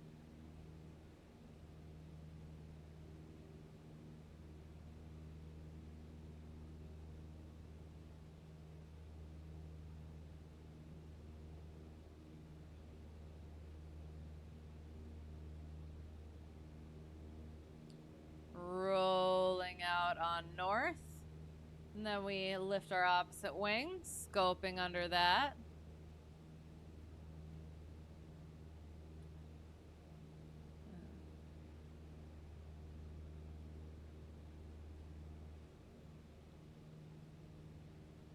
Not more than 30 degrees of bank angle for our clearing turns.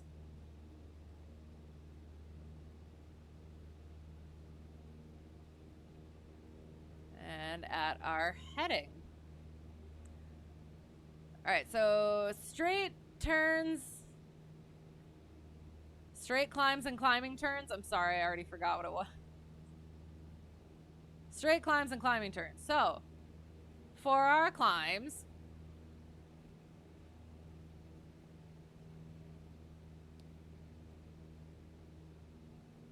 yeah, no, that'll be fine. I should have leveled off and then come up. It's fine now. Straight climbs, climbing turns.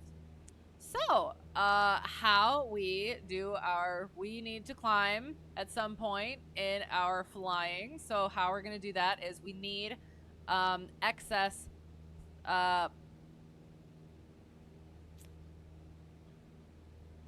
power in order to get that climb. So we put, when we're climbing, we put our power at full. Bring the yoke up a little bit. We can do either a constant airspeed or a constant rate climb. So if we wanted a constant airspeed climb, we would use our altimeter. Sorry, not our altimeter, our airspeed indicator. Sorry, it's that sort of an evening already. So yes, airspeed indicator. Use our airspeed indicator and get our needle centered on that. Trim ourselves out for it.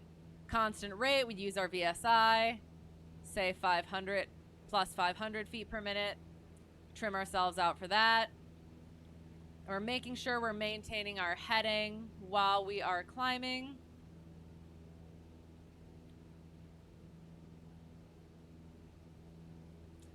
Unless we do a climbing turn, in which case we are still maintaining that speed or maintaining that rate, whichever one we're using. We'll use our airspeed for now, so we'll do it 90 knots.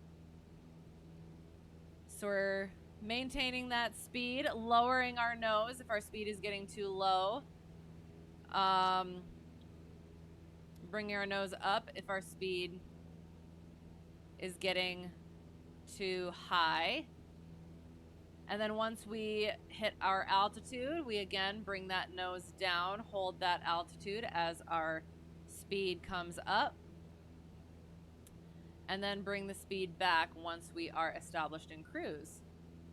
As well as, since we were turning to a heading, we roll out on that heading.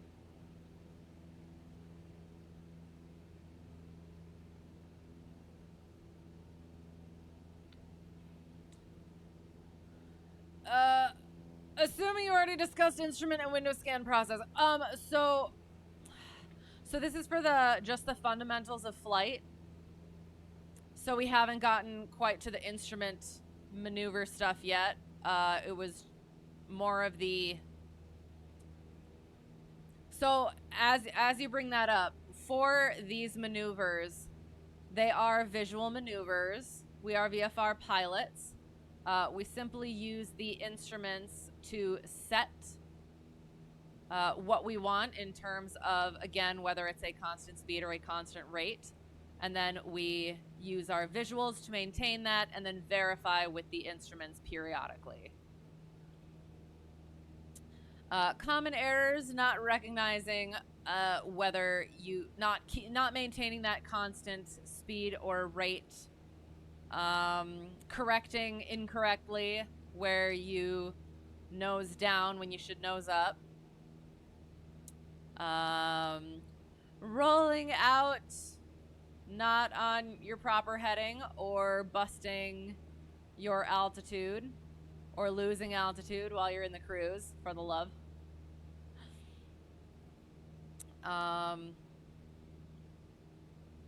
Yeah, things such as that.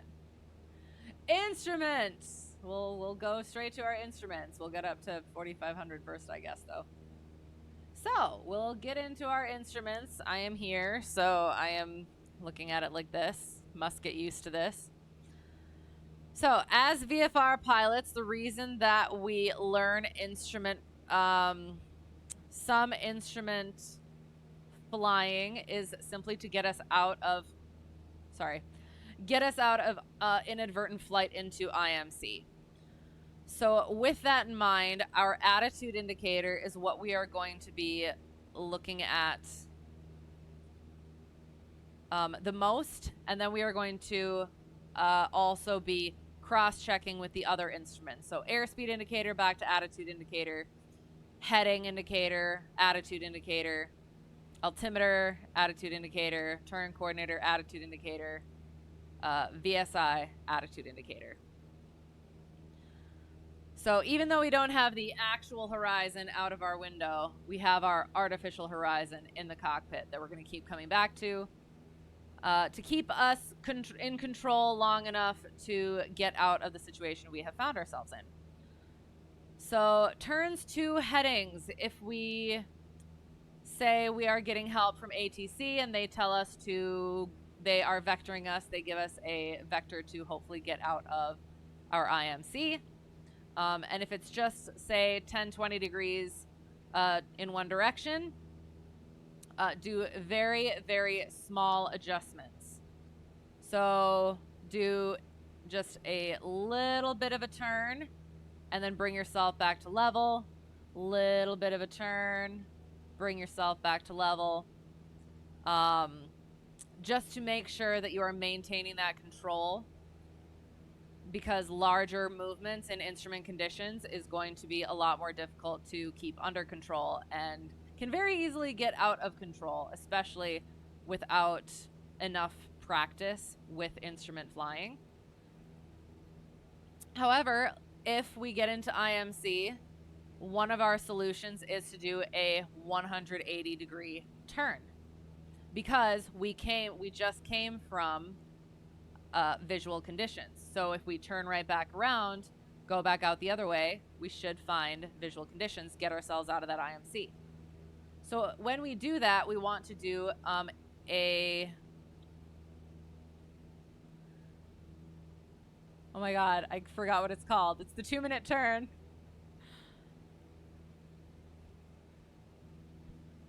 Oh my god, what is it called?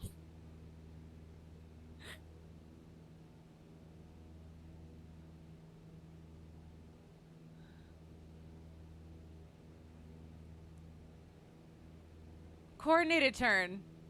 Isn't it something else? Is it coordinated? I don't know why that doesn't sound right. But like that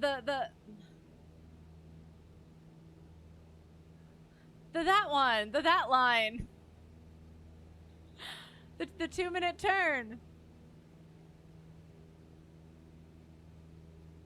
Why am I blanking? Standard rate. Standard rate. It's a standard rate turn. Sorry. Wow. Yeah. That.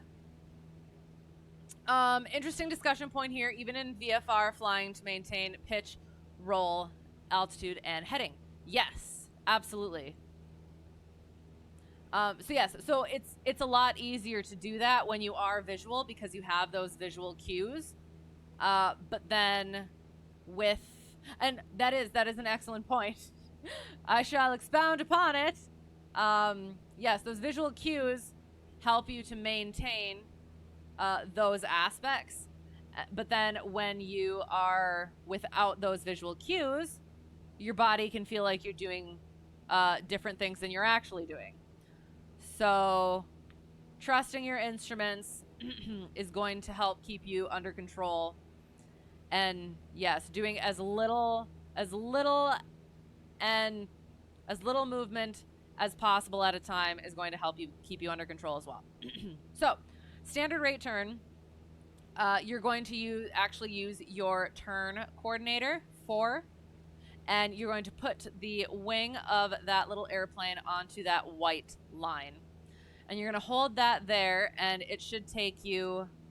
It's 2 minutes to do a 360-degree turn, so 1 minute to turn 180 degrees. So if we've gotten into IMC, we have ourselves stable, level, coordinated, and then we turn coordinator, standard rate. Make sure you are accounting for the loss of loss of vertical lift. Loss of vertical lift with that turn. So have back pressure on that yoke. Maintaining that bank angle with turn coordinator. Maintaining that altitude with your altimeter. Cross-checking all of the others. Heading indicator. We're trying to get around to...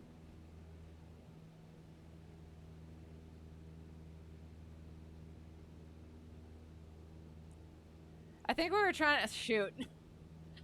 Another so common error. not getting to the correct heading. I think we were going east and we were supposed to go to west. But we have now turned south. Gosh darn it. So don't do that. So then I mean, I intended to do that. That's what happens. Then you turn right back into IMC. So now we will standard rate turn back to our westerly direction. Checking our VSI, checking our altimeter. So yes, over focusing on one instrument or another can lead to neglecting others, and potentially putting you into more dangerous situations that you would probably prefer to not be in. So make sure that you are doing your cross check, not over focusing on one instrument or another, keeping yourself level and coordinated and all that in every axis of movement. Gosh darn it. Slip and skid mentioned. Yes, also while you are looking at your turn coordinator, and when you're you've got that in your cross check, yes, making sure that that ball is staying in the middle there. Step on the ball to get it back into position, so you're not getting into slip or skid situations, especially in IMC. And the proper scan technique. So the one thing is I don't want to go too far into instrument stuff since it is a VFR Checkride, and it's for teaching VFR students. So yeah, so definitely like have your primary instrument cross check the other ones, and yeah, basically the main thing is don't get into IMC. And have just enough capability to be able to get out of it safely. Excellent. So we did our instrument stuff, and now we are at 4,500 feet. Let us do our, oh gosh, that's not what I wanted. Notepad. We'll do steep spiral at the end. So lazy eights and stalls. We'll do stalls first. Let's do our stalls first. So power off stall and a cross-controlled stall. And then our lazy eights. Gosh darn it, that's not what I wanted either. Ah. Sorry.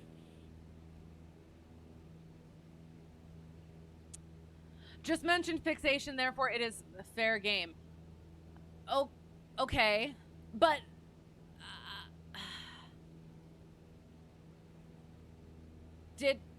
would you say I went over that part then, like, after you mentioned that and after I said it, did I go over it enough to satisfy that requirement, question mark?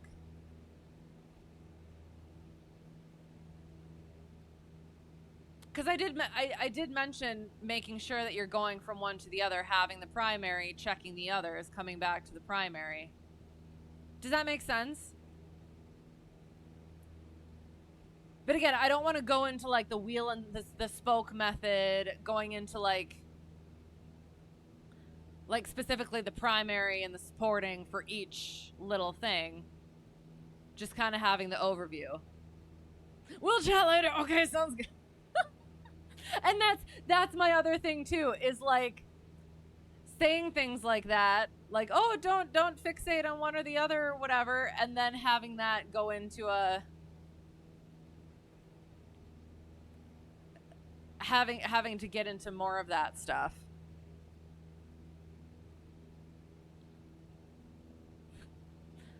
We're gonna turn ourselves back to the south now. Look at those nice big towers there.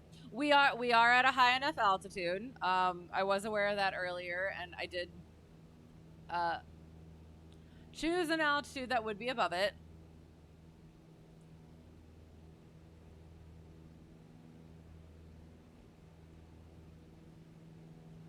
So power off stall. Power off stalls, we practice.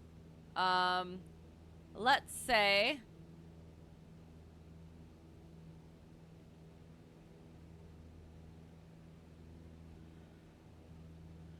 we are Nugget. Is that the duck's name? I remember my hello, by the way, how's it going? I remember my offering was Stalworth McDuck. What suggests is develop 3x5 note cards for each maneuver evolution for each maneuver so you can reference it when simming. So I do have a sheet for each of them, but I've been trying to not utilize them, but I think I shall grab them next time, and yes, practice them for the simming, and then when I actually get into the actual plane, then I will have the practice with the sheet and then have a better grasp of it without. So that sounds good. I will have those next time. And hello, how is it going?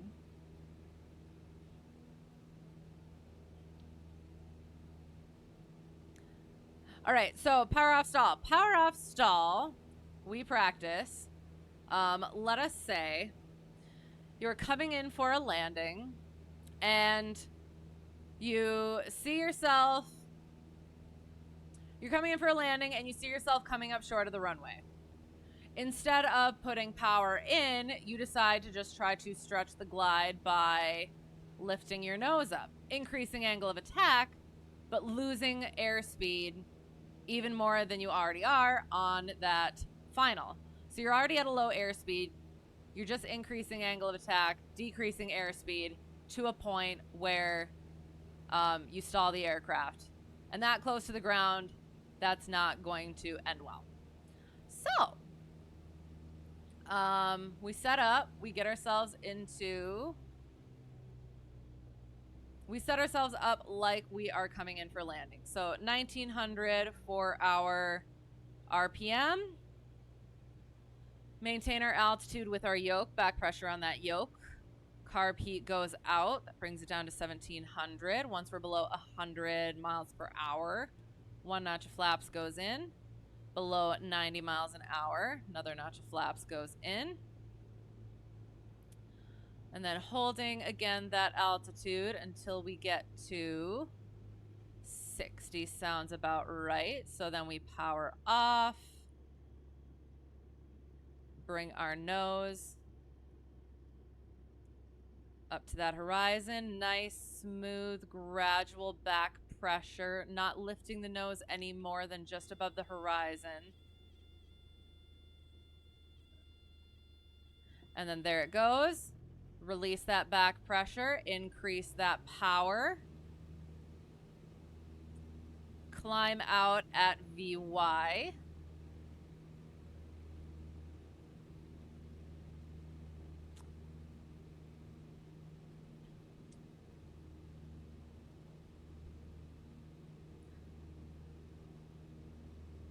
And then we clean up our aircraft. 1 notch of flaps out when we're stable. Then our carb heat goes out and flaps go out as well. The rest of our flaps, I should say.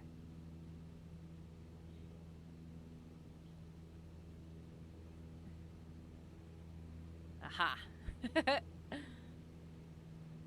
So once we're solid, let's say, so we're at 4,000 feet, that's good. So we will get ourselves back into cruise. So leaving our full power in,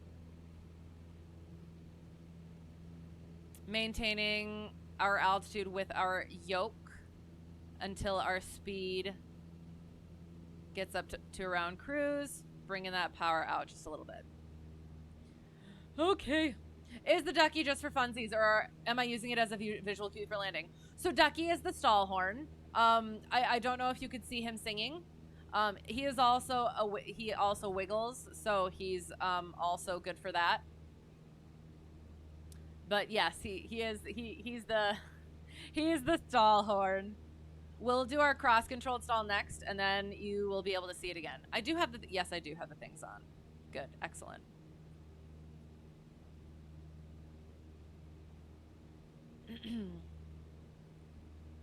But yes, Ducky's my favorite. So, since we're talking about Ducky, if you do not already have the WB Sim JP Logistics 152, get it. You will not regret it. Cross-controlled stall. So cross-controlled stall, let us say we are coming on to final, low power, low altitude, low speed, and we are overshooting the runway, so we're trying to turn back in to get ourselves back onto the runway. But subconsciously, we don't want to bank our wings that close to the ground. We don't want to lower that wing any closer to the ground. So instead of using our wings to make that turn, we end up keeping our wings level and using excessive left rudder instead. So that puts us in a position where our we are cross-controlled, we are not coordinated, and then if we keep bringing that nose up, since we're already cross-controlled, uncoordinated, bringing that nose up, bleeding off that speed, and eventually getting into a stall, not coordinated, and that's going to end even worse. So we set up like a power off stall, except we're going to keep it in a clean configuration. So 1700.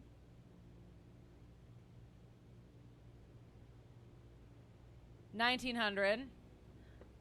We're going to say we forgot to put our flaps in. That's the scenario. So 1900 for our RPM. Carb heat goes in. Maintaining our altitude. Maintaining our altitude with our yaw. Just without our flaps. So we look out the window. We see our runway. We're overshooting. Power goes out. We don't want get ourselves uncoordinated. Excessive left rudder. Bringing that. There it is. We lower our nose. Power goes in.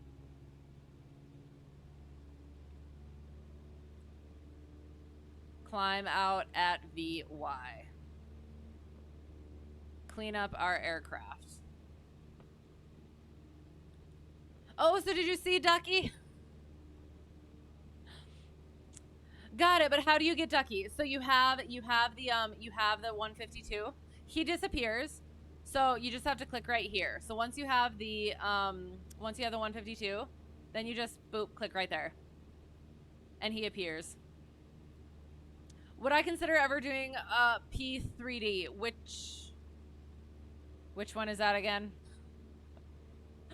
I've considered a lot of things. I just have not had any time to really venture out at the moment.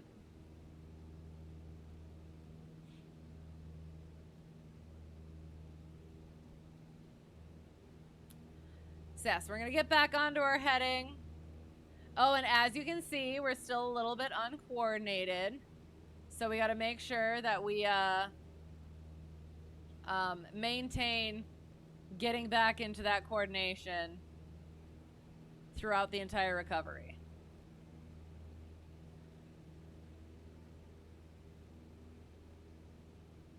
And did that answer your question? I'm sorry. So again, getting back to that altitude. Once the speed is maintaining altitude with our yoke, and then once we're up at that speed, that cruise speed, we can bring our power out a little bit. All right, we did those. Lazy eights. Oh gosh. So lazy eights, we practice for coordination across a wide range of speeds and attitudes, because we're constantly changing our flight controls throughout the maneuver. You can think of lazy 8s like S turns, a 180-degree turn, and then a 180-degree turn in the opposite direction, but with a climb and a descent in each 180-degree turn. So what that is demonstrating as well is the airplane's natural overbanking tendency, where the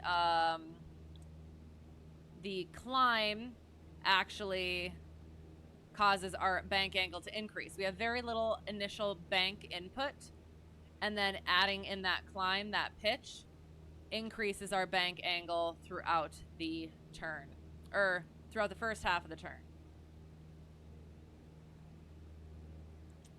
So we find ourselves a nice straight reference point. We'll use this road here.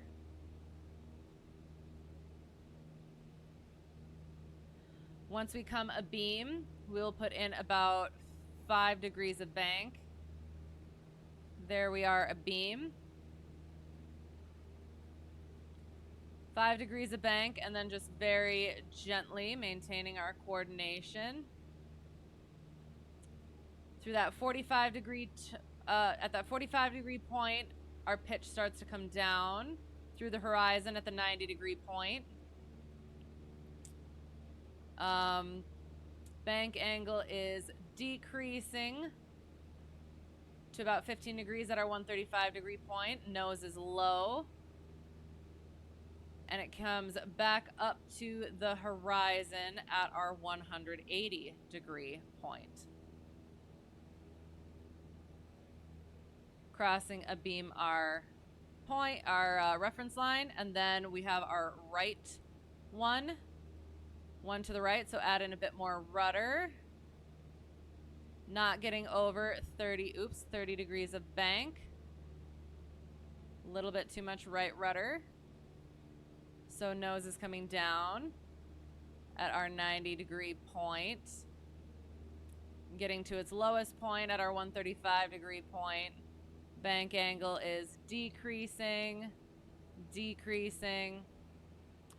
Nose is coming up at our 180-degree point, crossing our reference line level and exiting in the same direction as we entered. Yee.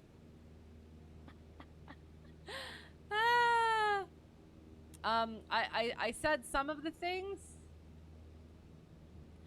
I'm not sure how coherent it was. But yes, definitely still need to work on the actual flying of it, but I think that was like that was actually better than it has been, so that's good. But yes, definitely getting those pieces correct, and then being able to just like let it flow, not just for the actual doing the maneuver, but also for explaining the maneuver. So yeah. So I did get a little bit too much bank in the initial right turn. So that ended up kind of, the bank increased a little too quickly. The turn happened a little too quickly. And then I kept my bank in a little long on the second 90-degree part of the turn. I kept that bank in when it was supposed to be decreasing. It should be a nice gradual increase to 15, increase to 30, decrease to 15, decrease to level. So yeah, not a mention of the effect of wind on the aircraft during the maneuver. I know. Okay, I actually did. My instructor talked to me about this. Instructor talked to me about this. So it's not technically required to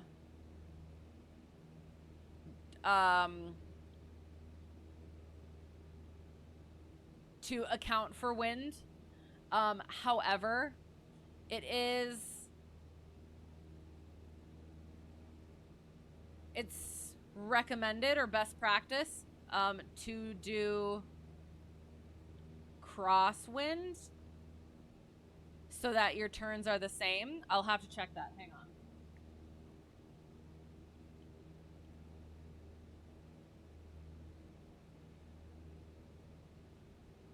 Let me make sure I'm saying that correctly. I don't know. I'm not sure if I know where to put this.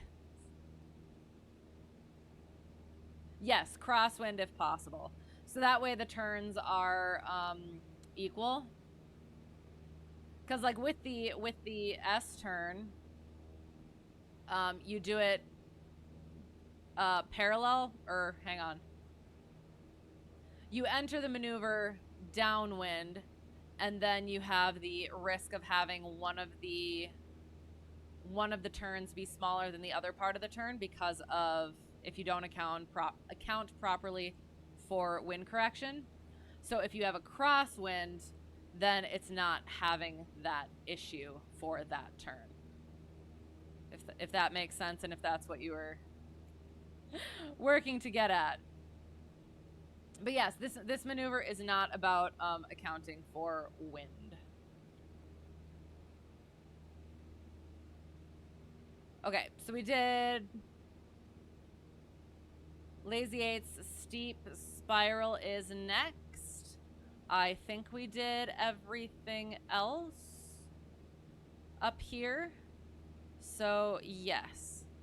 Oops, wrong one. Steep spiral. So steep spiral is an emergency maneuver. Our ground speed is 102 knots here. So we want to start heading into the wind with our steep spiral. So I'm guessing we're going to have a northerly wind.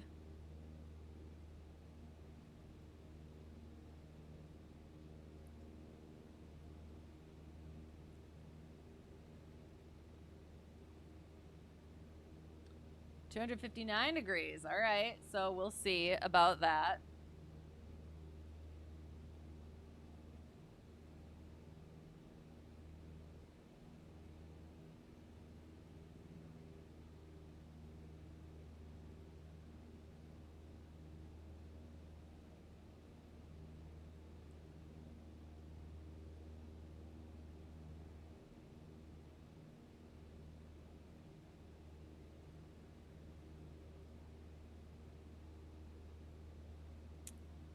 $106. So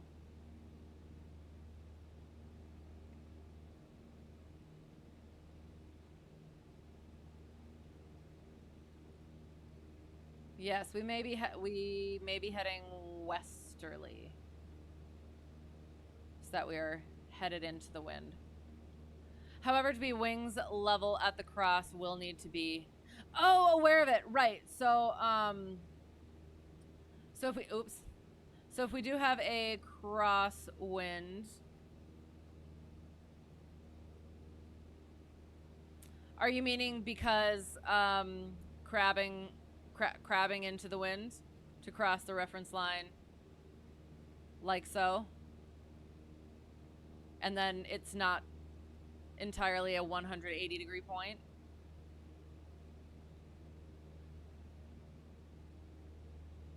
Track wise, it would be a 180 degree point.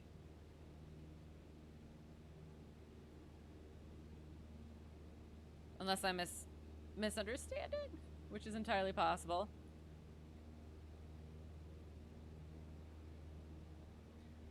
$102 knots, but we're also descending a little bit. So yes, we're gonna go easterly for our steep spiral.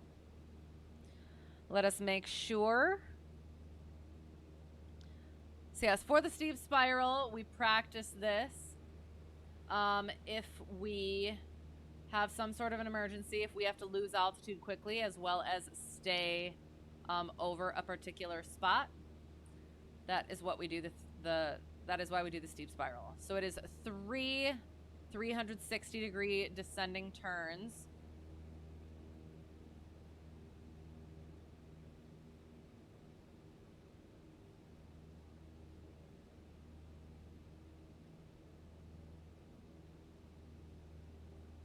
which should end up stacking on top of one another.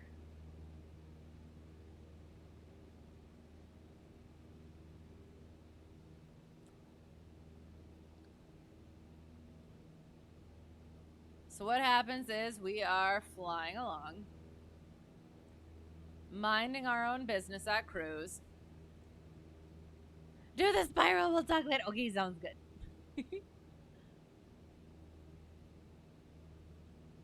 So we're going to start on a cardinal heading into the wind. And then we will engine to idle. Carb heat goes out. And then we're going to pitch for, start pitching 30 degrees. That will be our point. Pitching for best glide. Or 5 degrees above since we're doing a steep turn. So we want to get to a steep turn at least once during each 360 degree turn, maintaining and trimming, except I hate the trim button, that best glide. Accounting for that wind correction. I'm leaning and I shouldn't be.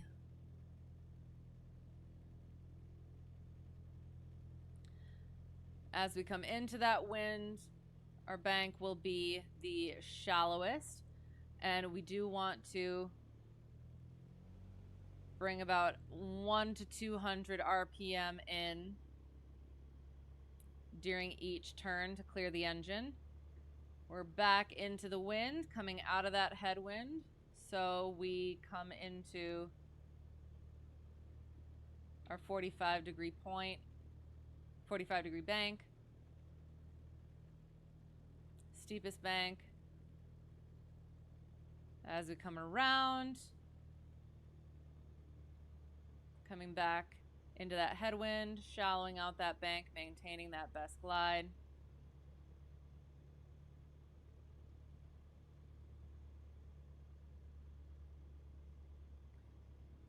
One to 200 for our clear. Getting to that 45 degree point, or bank, sorry. Maintaining that best glide.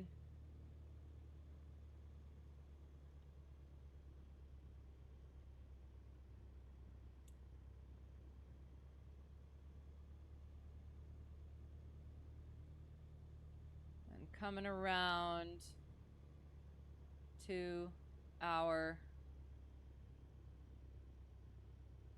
heading and recover. Carb heat goes out. We're gonna quick pause, bring that down a little bit. And that was our point. So yay! I want to look at the thing. Ooh,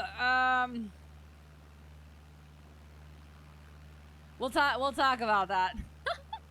But first, we get our visual outside the plane for a little bit. Beautiful. Unfortunately, we don't have live weather on at the moment, because it was kind of nasty. Should we check and see?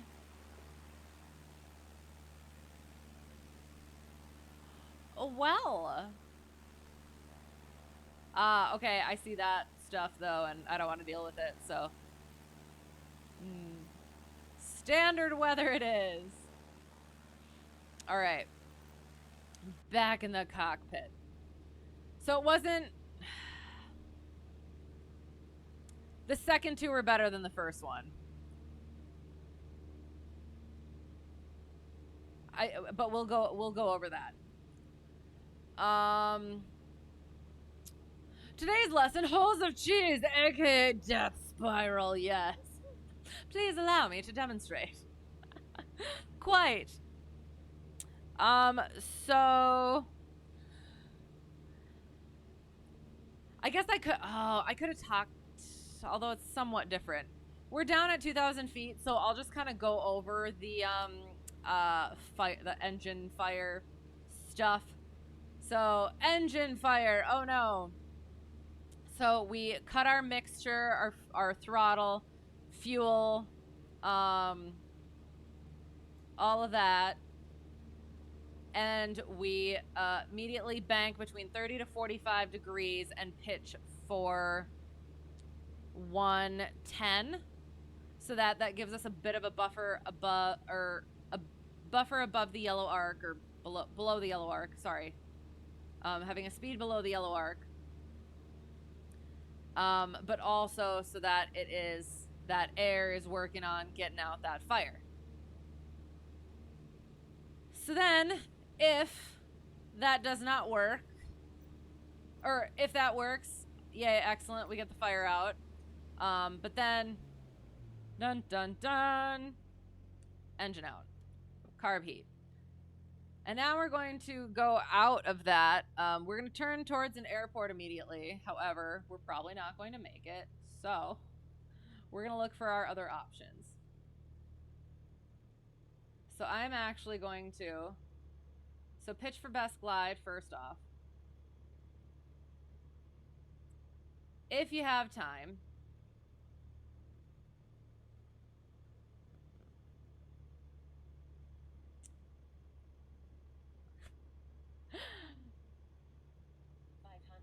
Thank you, Foreflight.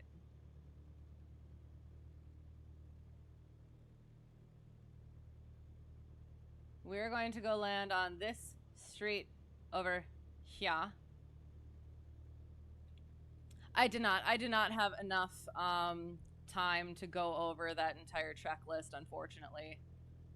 So we're gonna land on this road right here, maintaining our control of our aircraft. And once we are committed to our landing, we shut off all our electronics and we land the thing in a controlled fashion. Okay, recover. Building up that airspeed.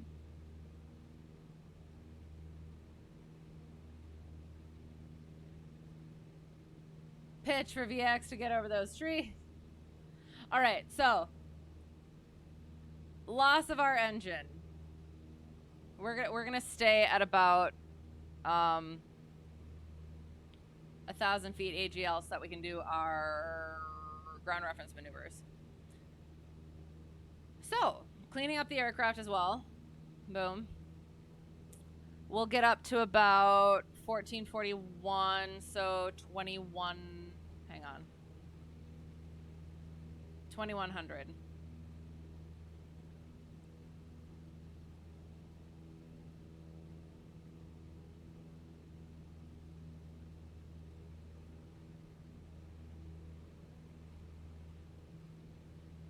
So if you lose your engine, first thing, airspeed. We're pitching for best glide. B, we're gonna choose the best place to land. It was one of those roads. I did switch at the end because I didn't think that I could get lined up properly by the time I needed to land. So rule of thumb is if you need to, switch once, but don't keep switching. Because at some point you just have to commit to that landing. And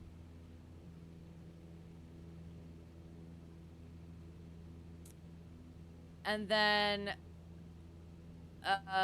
checklist. So carb heat, checking mixture, throttle, fuel, primer, check the mags, check the master, and then again, once we were committed to our landing, we cut the throttle, the fuel, turn off all the electronics, pop a door, and land the thing. Why did I I pick a road? Telephone poles, fences, cars. Okay, so I picked the road because it is nice and straight. It is likely going to be the most smooth. I tried to pick a road that looked like it wasn't going to have such things on it, or not a whole lot of things like that on it. Plus, if we got closer to the ground and we did see obstacles and things, oops, gosh darn it, saw obstacles and things, we could sidestep into a field if necessary. Good afternoon, good afternoon. How are you? If you turn the master off early, you lose your flat motor. Yes, so that was when we've committed to that landing after we have any flaps in that we need. Living the dream, oh yeah? Is that a sarcastic live in the dream? Or an actual live in the dream? I hope the latter.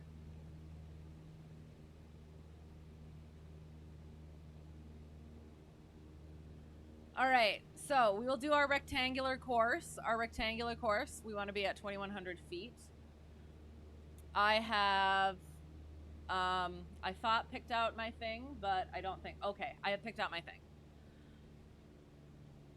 And we want to go in the downwind, so I have to go backwards now. Hang on, or that's what we'll do.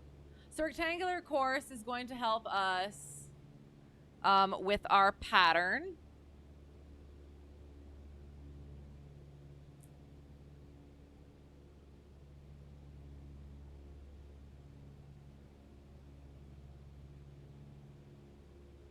We pick a square. In this instance, we can pick 2 fields that are a mile square, so that we have a 1 mile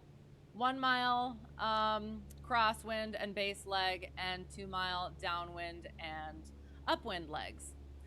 And we are at 2,100 feet. We're in a clean configuration.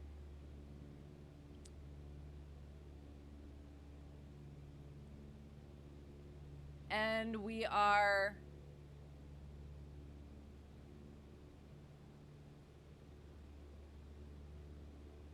I'm trying to remember how my instructor told me.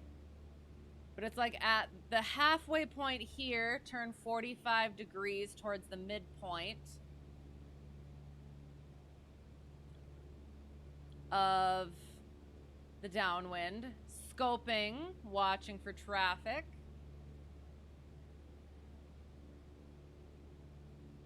And then at about a 1/4 mile from our reference line, we turn into our downwind. So we're going straight parallel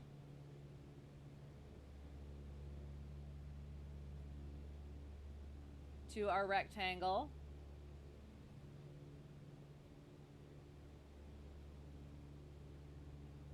Maintaining our 2,100 for our altitude. We're going to increase our power a little bit. And what this is going to help us do is we want to make sure we are correcting for our wind. Our fuselage, the actual body of our plane, the nose of our plane may not be parallel to our reference box / line, but our track is. So the wind will be pushing us off track, and we need to counteract that with our crab. If we gain a little bit of altitude, oh, we're turning a little bit. Here's the no more than 30 degrees of bank for our turn. If we gain our altitude, or if we gain altitude, nose down, can decrease our power as well.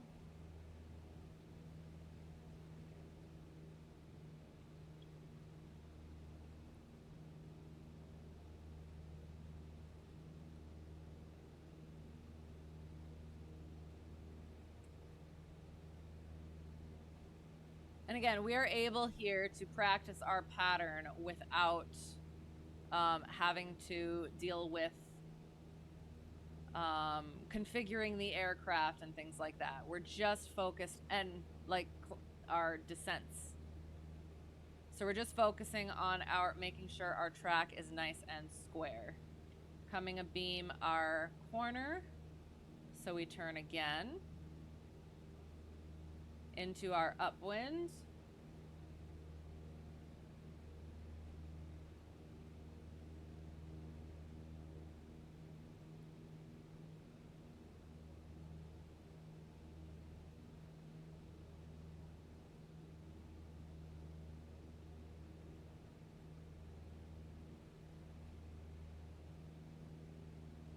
Following that reference line, making sure we can see it out the window. One thing that instructor brought up, friend instructor, is because I was a little bit far out from the reference line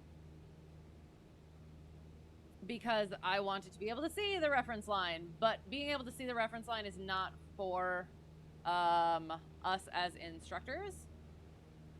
It is for the student. So that was something that I didn't think about.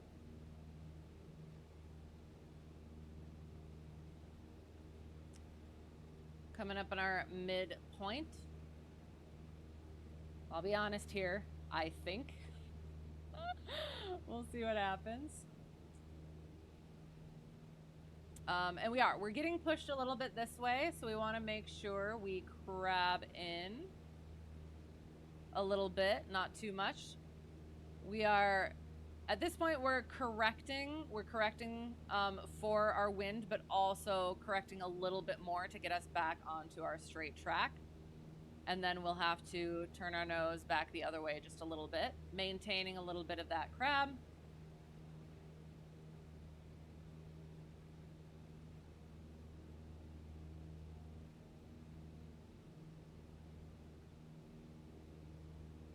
Sorry, get that out of the way. I'll get back to chatting a little bit. I'm going to try and do this decently.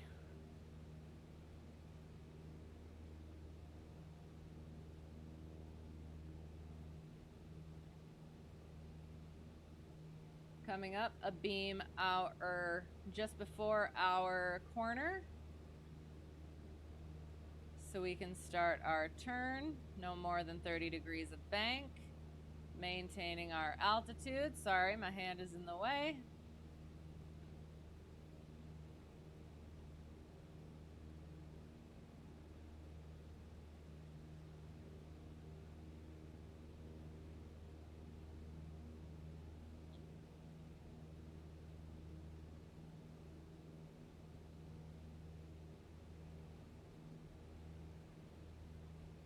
So yes, we're on our crosswind at the moment. And we'll turn onto our downwind again here. Coming up about just to beam that corner, make our turn. No more than 30 degrees of bank.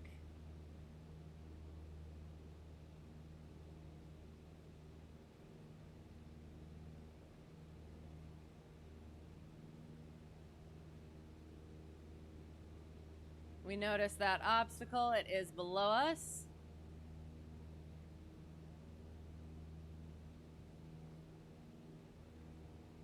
And we were getting pushed out on the other side, so we crab that way on this side.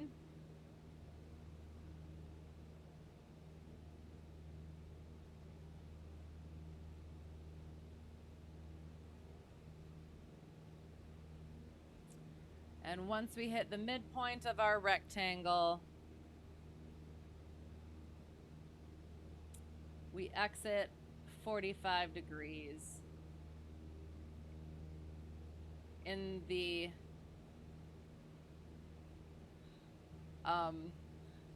not quite opposite direction, but in the same this way direction, but in the opposite that way direction.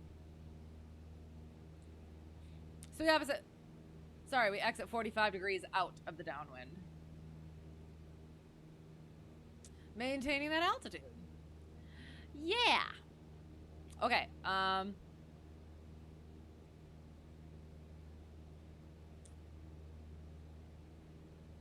No, actual. Living in Thailand on the beach. That's awesome. So,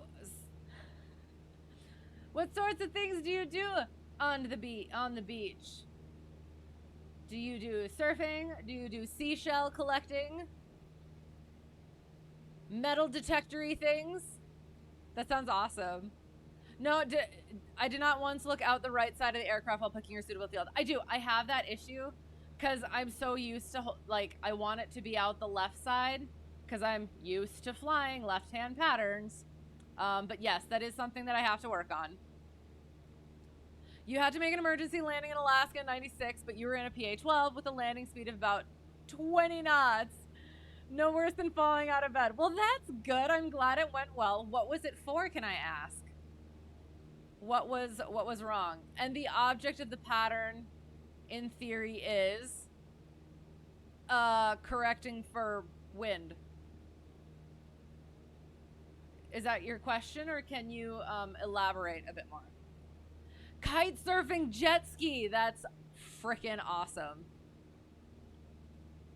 Can I ask, have you always lived there, and then have you always done that stuff, or how did you get into that? All right, now we're going to do 8s on pylons. Yay. So 8s on pylons are the most complex ground reference maneuver. Your attitude is constantly changing, so you have to have proper control of the aircraft at all times, even more so.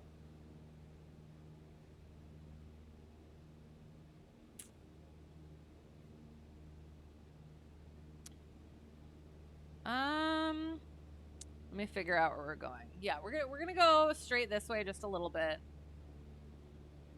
just to kind of get us out from get us away from a couple of obstacles. So when we are doing this, it also introduces us to the concept of pivotal altitude, which is that for every ground speed, there is a point, or there is an altitude where a constant angle bank will cause objects on the ground to appear stationary throughout a turn. So when you are doing that turn, however, the wind, again, a wind correction thing, the wind is altering your, we were at 21, so we'll keep at 1900.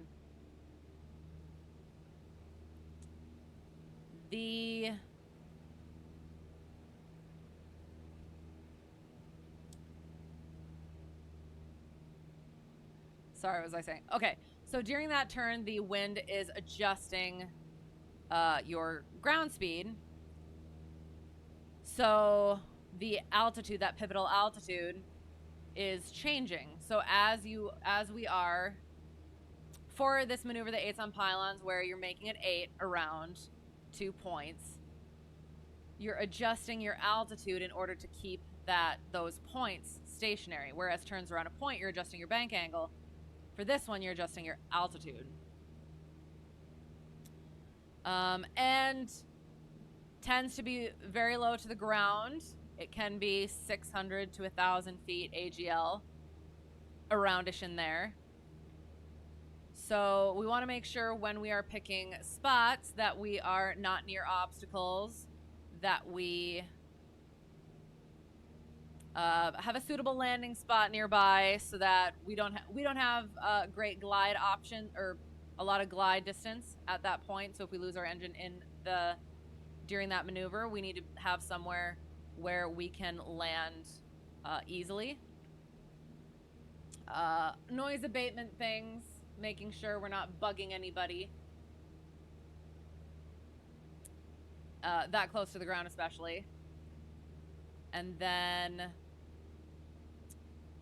our elevation of our points needs to be about the same, because even a difference in a few feet can make our altitudes differ between our points. So we're going to pick points between about 3/4 to a mile apart, perpendicular to the wind. I have got my points. This will be this intersection here will be point 1. That intersection over there will be point 2. We want to start in the downwind, so we're going to fly about a mile upwind, get ourselves set up so that we are at our 1900. Our pivotal altitude, that our calculated pivotal altitude, highest pivotal altitude that we're going to start with, is going to be about 810. So around 1900 MSL, 810 AGL, so about 1900 MSL. So that's where we're going to be to start out, and we will be adjusting that altitude throughout the maneuver.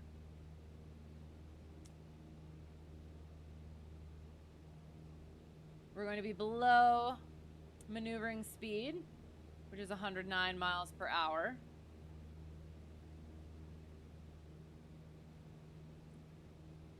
And we're going to be in a clean configuration. So we're turning here.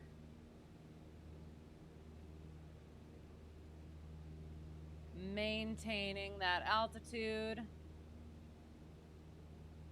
Getting ourselves positioned for a downwind, flying straight at the second point.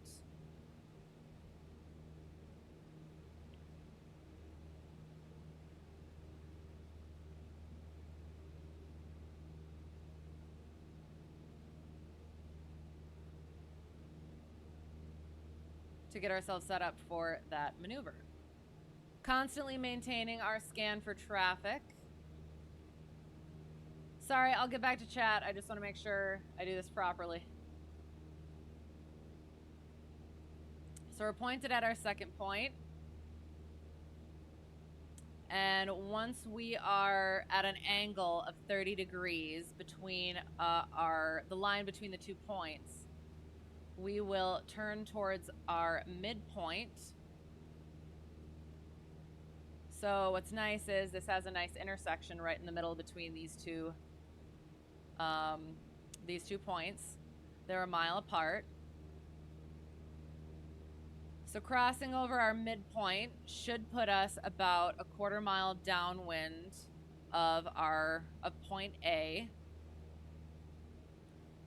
At our 1900, our highest pivotal altitude it should be, based on our calculations.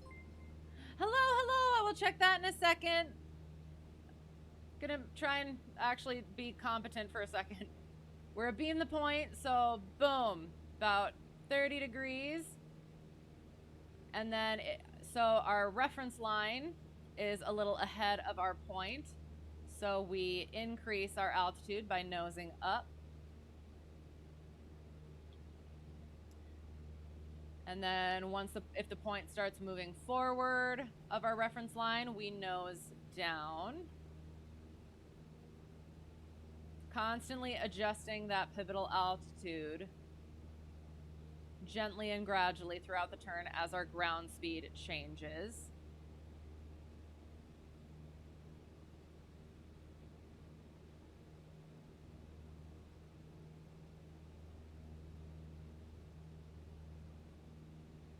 Now we are coming into our wings level. I should probably bring this out a little bit. Shoot.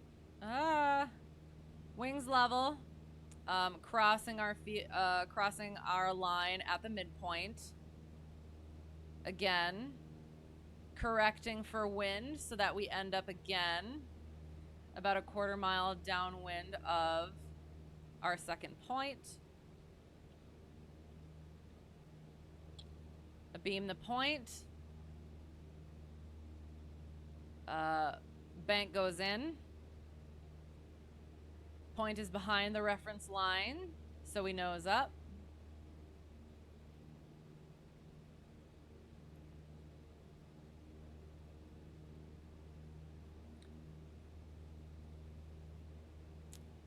Point was starting to come forward, so we nose down a little bit.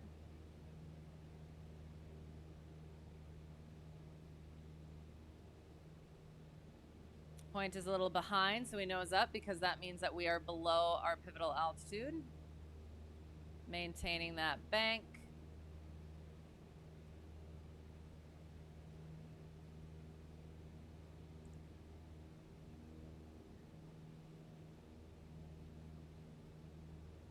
Cross over that midpoint once again in level flight at our highest pivotal altitude, which turned out to be a little bit higher because of the difference in wind from what we actually calculated. And we exit 45 degrees the same way that we entered.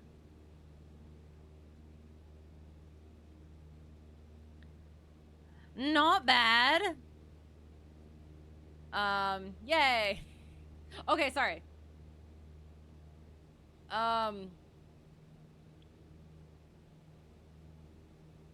No, you learned it there. You are just here. Oh, just here for a year. Needed a break from Ohio. Fair enough, I guess. That's awesome. Okay, so are you just vacationing down there, or what do you got going on otherwise? And you at no point have to answer any questions that I ask. We're gonna start turning back. I think that was it. We just need to do our landings and takeoffs. Yay! Thank goodness, because I need to get a bed. As per freaking usual. Where am I? There it is. Okay. In an airport traffic pattern properly flown, you'll always be able to land on the airport if you lose the engine from any point other than the takeoff segment.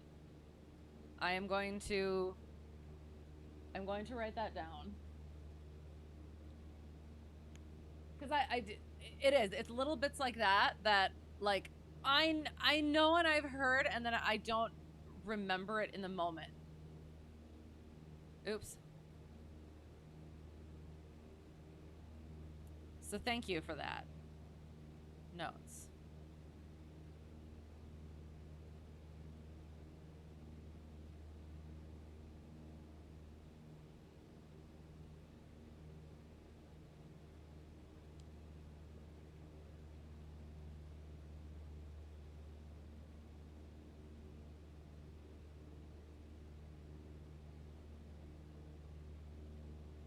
Except takeoff segment.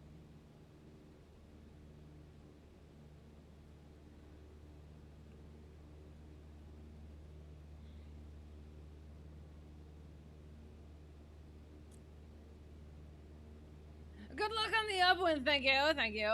Oral portion of check rides are your nemesis. It's hard to articulate what you know while wondering if you sound confident. And flying is the easy part. See, I feel like I'm the opposite.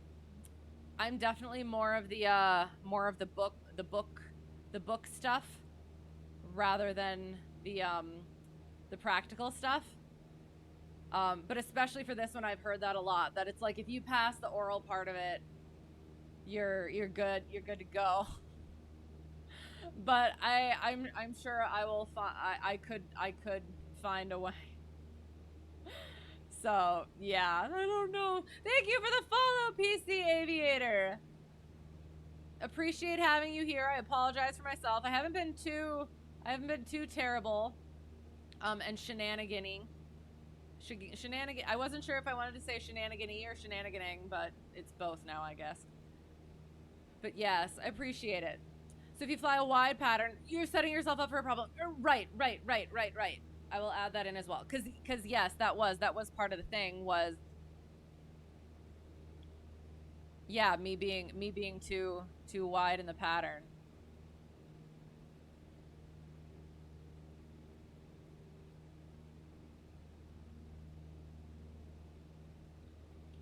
All right.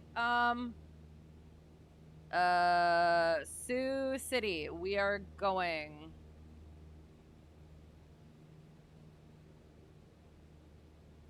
We are. Oh God. Oh no. 10. Sioux City Tower, Cessna Hotel Tree 1 Delta 1, 10 miles to the southeast at 2,500. Inbound for landing with Bravo. Sure. We said Alpha earlier. And then they'll say, Cessna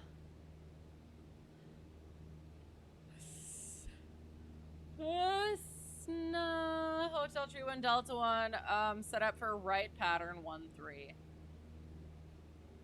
Enter the down midfield, or enter left downwind 1-3. Right downwind, sorry. Enter right downwind 1-3. And then we'll say right downwind 1-3, Cessna Hotel Tree 1 Delta 1. And maybe they'll say, however they say, let us know when you're at midfield. Report midfield. Then we'll say report midfield, Cessna Hotel Tree 1 Delta 1.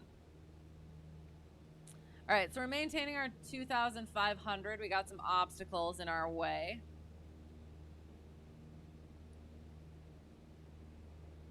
Our pattern altitude is 2,100. So we are making our way. We have to do we did our short field takeoff. So we'll do our short field landing. Short field landing, normal takeoff, normal landing done. Oh no, I heard a noise. Why did I hear a noise? I hope that wasn't anything bad.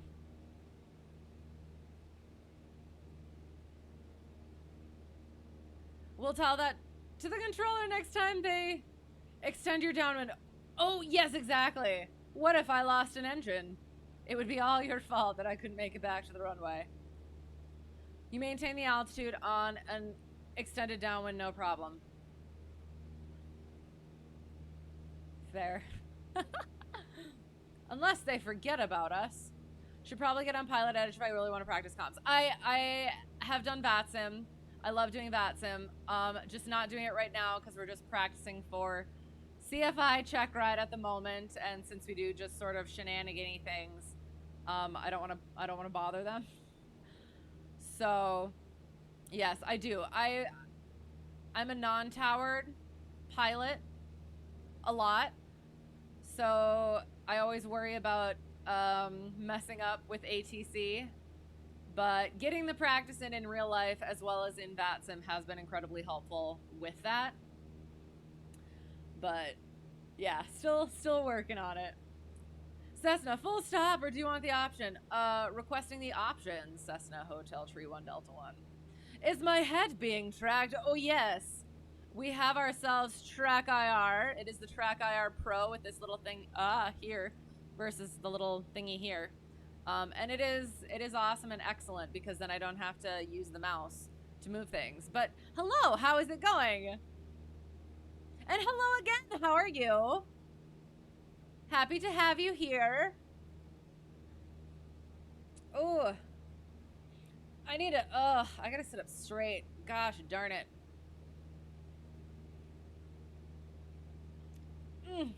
I should probably sit chicken up higher so that I need to sit up higher in order to not be talking at his head.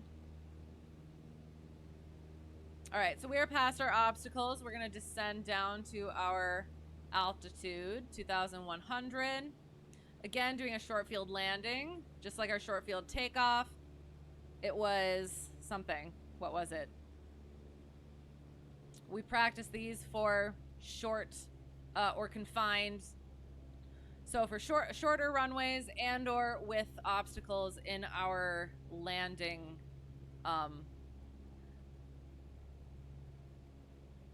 Why can I not think of in our landing, in the way of our landing? I cannot for the life of me think of what I'm trying to think of. Approach, path, our landing path. There we go. Frick, I don't know why. It's late, that's why. We'll blame it on that, I guess. So we are in cruise in the downwind. Lights would have gone on when we did the thing. Made our call 10 miles out. Keeping that in mind.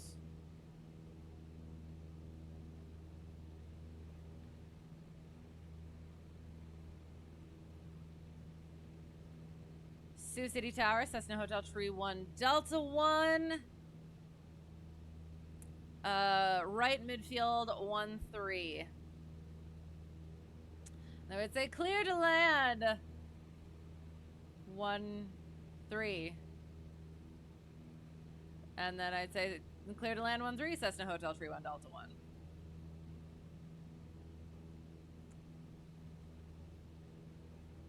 Maintaining that cruise, making sure we're not gaining altitude. And then once we are abeam, 1900, carb heat.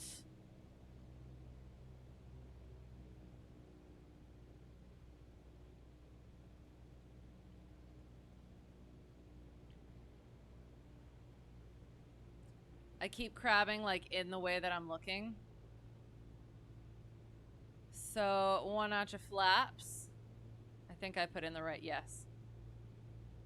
Don't want to get too far out. So when we've lost 200 feet or 45 degrees from the runway, make our turn not more than 30 degrees, keeping our nose coming down, keeping that nose coming down.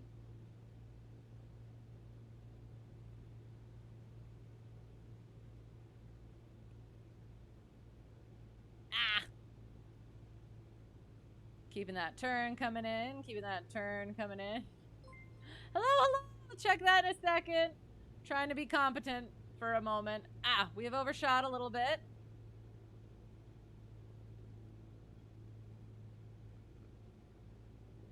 We'll keep our turn coming in. Watch our speed. Keep that nose coming down. And I'm going to leave. I will. I'll stick the... I'm not sure I want to do that. We're just going to have the flaps the way they are. We're coming in on our short field at a slower speed.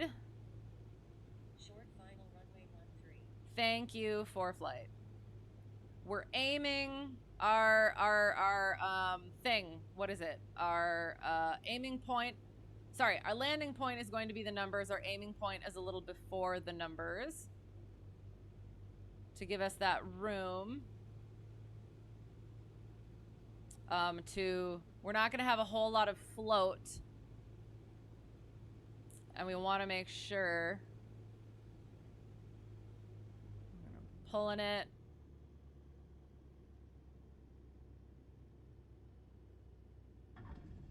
And we simulate maximum braking, and flaps come up.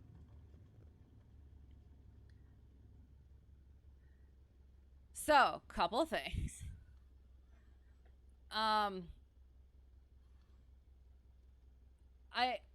I panicked a little bit at the end because I assumed that the area in the front or in front before the threshold was flat, but then I saw the lights jutting up, and I still get nervous about that. I don't like pulling my power when the runway is not beneath me or when there is something that I could catch something on.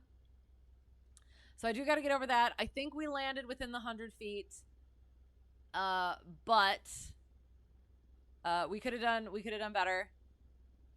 Power should have come out sooner, and we would have bled off some of that speed, which would have let us come down a little bit better.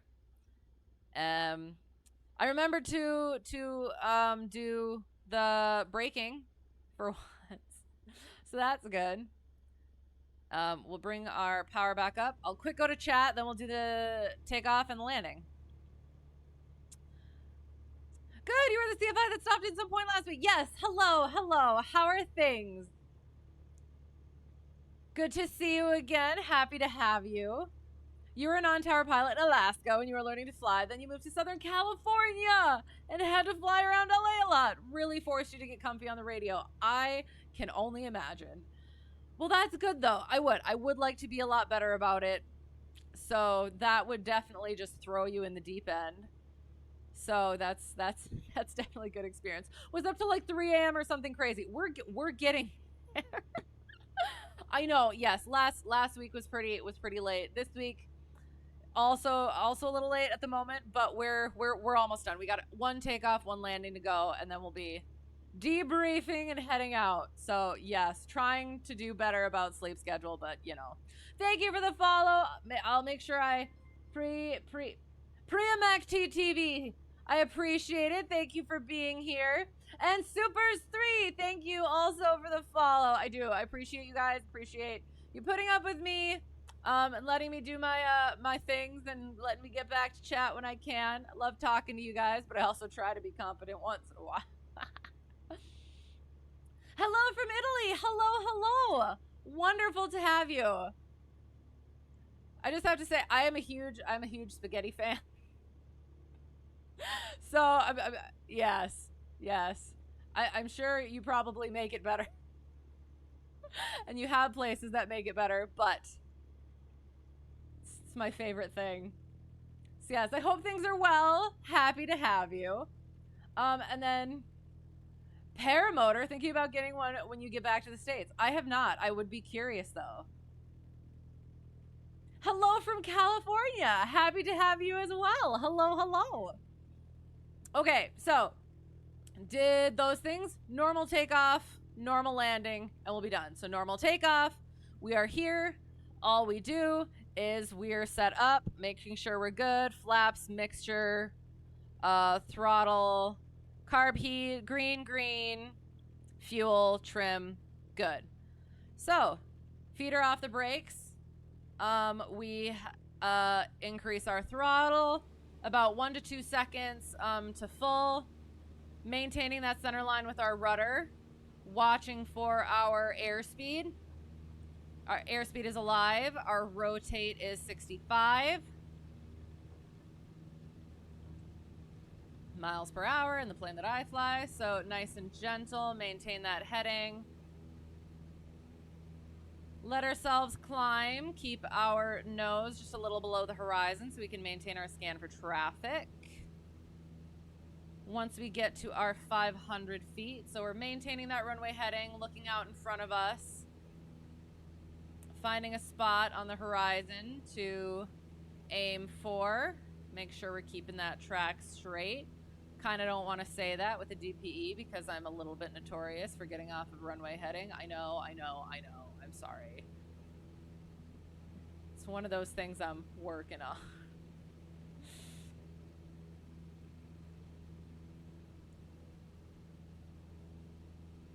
All right, coming to our 500, we do our green, mixture, throttle, carb heat, trim, and fuel. Excellent. And then we continue our climb. Once we get to 300 feet below pattern, we can start our turn onto the crosswind. Okay. Hello from Palm Springs, Cali, since we're all saying yes. Fly to thermal a lot. Oh no, blame it on the alcohol. What are we blaming on the alcohol? But fair enough. Oh, my runway heading? Oh no. No. All right, getting to our 2100. So we're bringing our, arresting our descent. We can put our right wing on our 1-3. 1002, 1003, 1004, 1005, 1000. Turning onto our downwind, not more than 30 degrees of bank.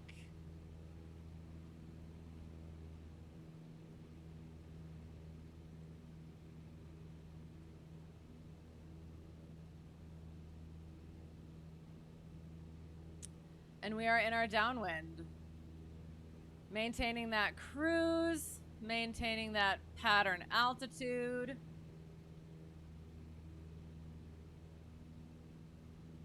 Maintaining our crosswind correction. We're about a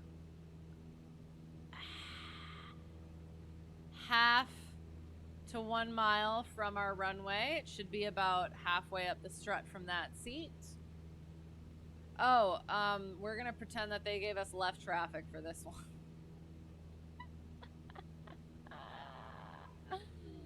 Alright, kind of forgot they brought us in on right traffic earlier, but no, they're good. They know we're on Checkride. They're gonna take pity on us and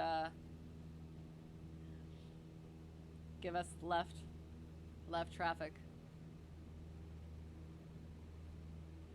Then I guess if they asked for midfield last time, we'll report midfield this time. Sioux City Tower, Cessna Hotel Tree 1, Delta 1, left midfield 1-3, Sioux City. Then they'll say clear to land 1-3. And we say clear to land 1-3, Cessna Hotel Tree 1, Delta 1. So we don't put our first notch flaps in until we're cleared. And we don't put our first notch flaps in until we are beam the numbers. 1900 for our throttle. Carb heat goes out. Let the nose come down. Let that speed decline below 100. First notch flaps goes in. Not getting. I'm leaning towards the runway. I don't think that I do that in the actual plane. I don't know what it is about the sim, but I will have to look at that when I fly next in real life. So we've lost either 200 feet or we're 45 degrees from the runway. We make our turn. We can put our left wing onto our runway heading 1-3. Hang on. Yes, 1-3.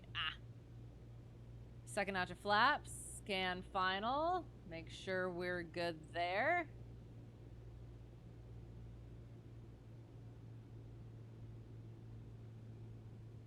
Turn on to final. No call necessary. And we'll land at the 1,000 footers. Maybe, I hope. Aiming a few stripes back from it.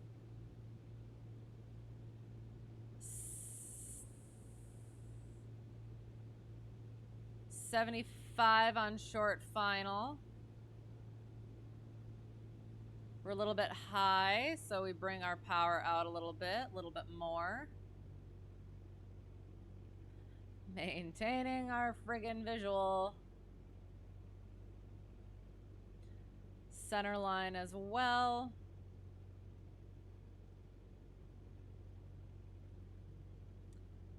Throttle comes out.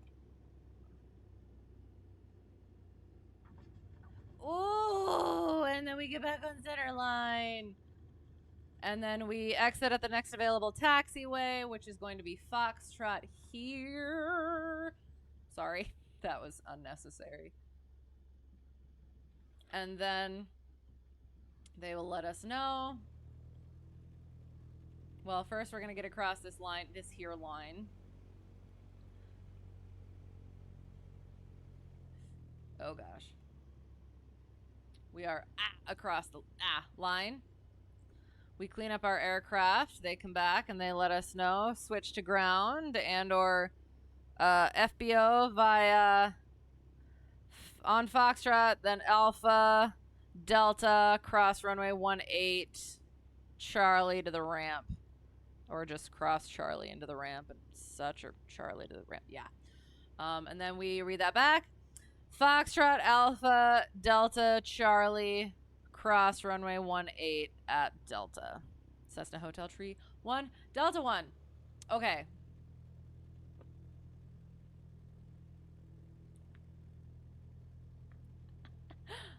You fly straight over the mountain from Oceanside and drop in. Great turbulence on the valley side into TRM. Great and turbulence. Confused next. Oh yes, when you get back from Thailand. Yeah, it'll be a little bit. It'll be a little bit, but that's fun. I love that. I love it when like people find people. You're onto nice new 172 SP out of Carlsbad. Still don't like the G1000, but beggars can't be choosers. Fair enough. What don't you like about the G1000? I have gotten very little experience with the G1000. I flew in a Kodiak once, and it had them.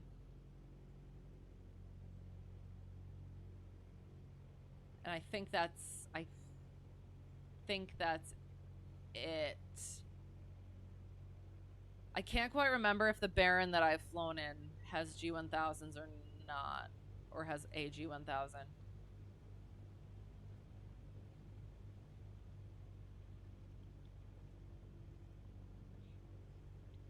All right, so we're Alpha, left on Delta. Oh, we're coming up to an intersect. Just kidding, we're not. Now we are.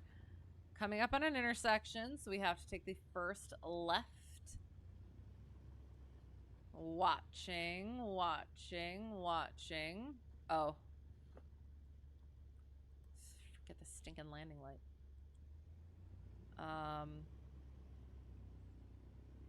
If we needed to stop here and query and say, are we actually cleared? We could. We check. We're clear. We're visually clear, I should say. We continue.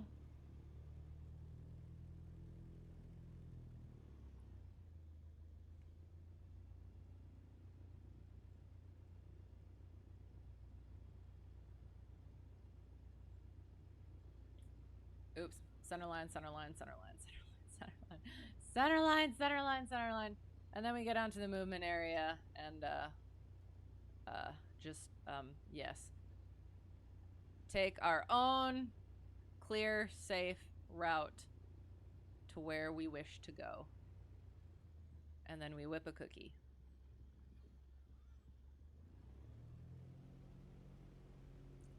Whee!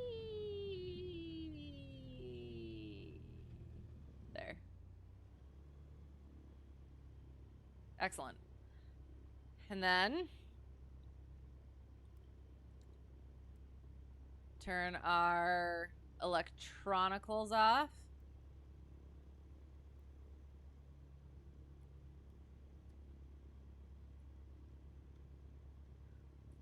Make sure that's all good. Mixture goes out.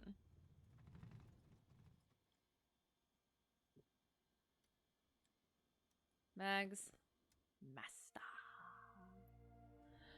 Continue. And do that. We're still not done. All the way to tie downs. Including all of these things. Control the space, and down, and over, and doors, and out.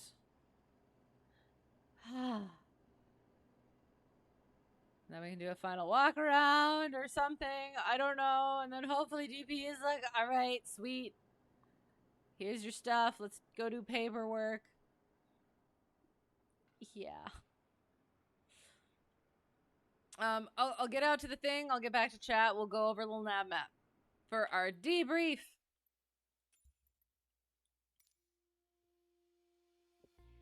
Okay.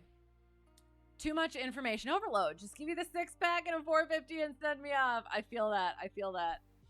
One of these days we'll have to do a shared cockpit on MSFS. I have, I think, the app for it. So that would be good. That would definitely be good. I've got some stuff coming up where I'm not sure what my schedule is going to be, but we will figure it out at some point. That'd be great. RIP taxiway light. It was not supposed to be there, okay? Unless you're talking about if I went off into the grass or off into places I wasn't supposed to, then yes, RIP taxi light. But we're not going to talk about it. Someone who enjoys 2154.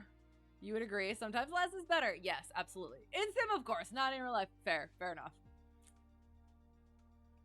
I'm not sure what that means, but hello. Hello, how is it going? I hope you're well. Happy to have you. I'm sorry, I don't know. Don't forget the key and logbook and Oh, and set the seatbelts. Yes, I always get the seatbelts.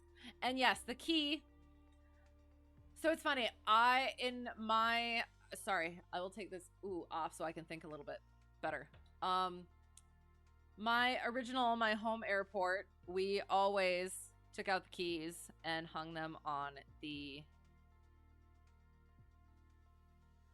is it the turn coordinator knob? So that they're not in the keyhole. But like every other place and plane that I've flown since then does not do that. They leave the keys in, and it boggles my mind. And I always make it a point to not do that. However, the one thing in the plane that I'm currently flying, the 150, I set it up there. I'll hang them on the little hook or the little knob. And if you drop them, they will fall right into the carpet because there's a bit of it that's kind of like away from where it's supposed to be. So it'll slip underneath that carpet. You got to go digging around in there, which is awesome. But yeah. Anyway, that's that. I was, hang on. Let me take this off for a second. I will look. I was asked about my hours. Oh, I'm at 215 hours in this one. In the 152, I don't know how to check that.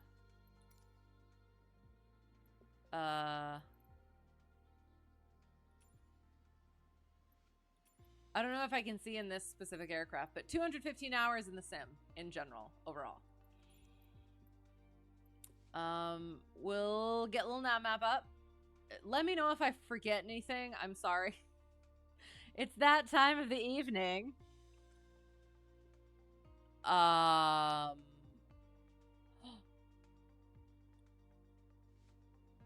Oh, thank goodness. Okay. There was a strange something, and I thought that maybe it got rid of our little nav map, but it didn't. Yay. Planes shouldn't have keys anyway. It's pointless. But I don't know. I got nothing. Ours actually has, like, you turn the key, but then you actually have to press the starter. So I don't know if that's any better. Okay, so we did not have a ground practice lesson today, so we got straight into our flying. So we started there, and then we taxied, right out here, did our short field takeoff, did our clearing turns 1, 2, and then did our climbs as well as turning climb, and then we did our instrument maneuver. Oh, hey. Oh, you know what? So I don't know whoever, if you were here back then when we did this part, do you recall when we were doing the standard rate turn in IMC for our instrument stuff, and I completely thought that I had overshot my mark. So apparently I didn't, and then I ended up going the other way. So still there is pay attention to what heading you started on in IMC, and then do the standard rate turn to the 180 degree point. Very, very important. So then we did that, and then we turned back around here because we were starting to get to some obstacles. So then we flew right over a runway. We did our stalls, I think. Yes. So I think we did our power off stall. That went okay. Cross controlled stall, I think went okay. I think that's what that is right there. We did our lazy 8s.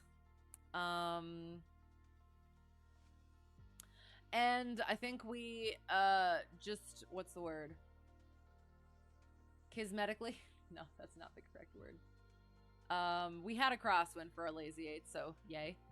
Went like so. Oh God, I knew it. I knew it. But anyway, the one thing is yeah, the this side was a little bit more this side, but if you look at the reference line from here, it's a little bit better. And then we went like,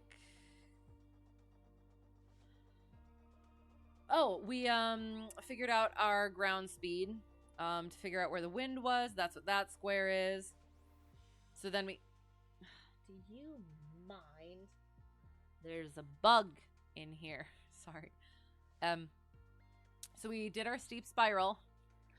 We started here and took us a little bit to get going, and then once we got into that spiral, these were better. I think that initial 45-degree bank was a little bit much, and that's why we ended up going that way. And then we...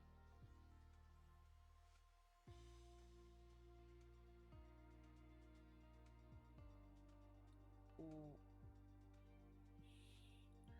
But now I'm like, if we were headed this way, why are we now headed this way?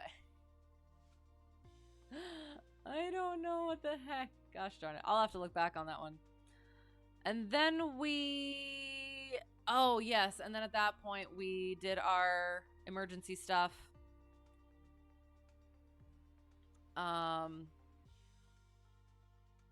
Yeah. Emergency stuff.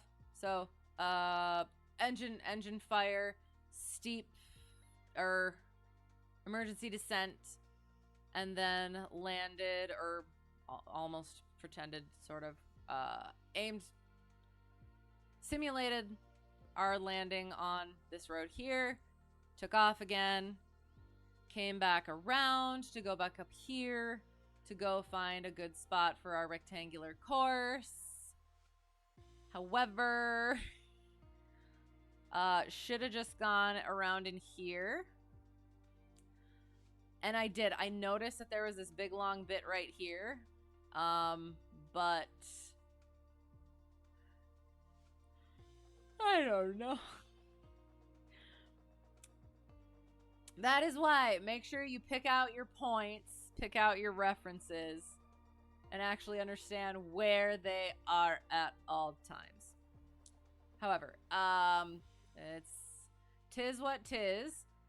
We got into it, got a little bit wide on each of these, actually. Need a little bit more work on our crosswind correction. Exited at about the right spot, which is good. And then we came back here. Oh God, I'm sorry. Found our spot here. Came around to get into our downwind and did our 8. This one came out a little bit. Could have come in this way a bit more. But that's okay. I did notice that we were a little low to begin with. Our pivotal altitude that we calculated it was a little lower than what it ended up actually being. So something to keep in mind. Came in here, was a little close here. That's probably why we overshot. Did our short field landing, which was, I think, pretty okay. Again, could have been a little bit closer to the mark, but I think, again, within standards. Did our normal takeoff. Did our pattern. Came back around. Normal landing. Taxied off. And taxied in. So, yeah. That's... Oh, so now we have to... Sorry. Now we have to pop our notepad up there again. Notepad. Where is the notepad? Oh my gosh, I'm sorry.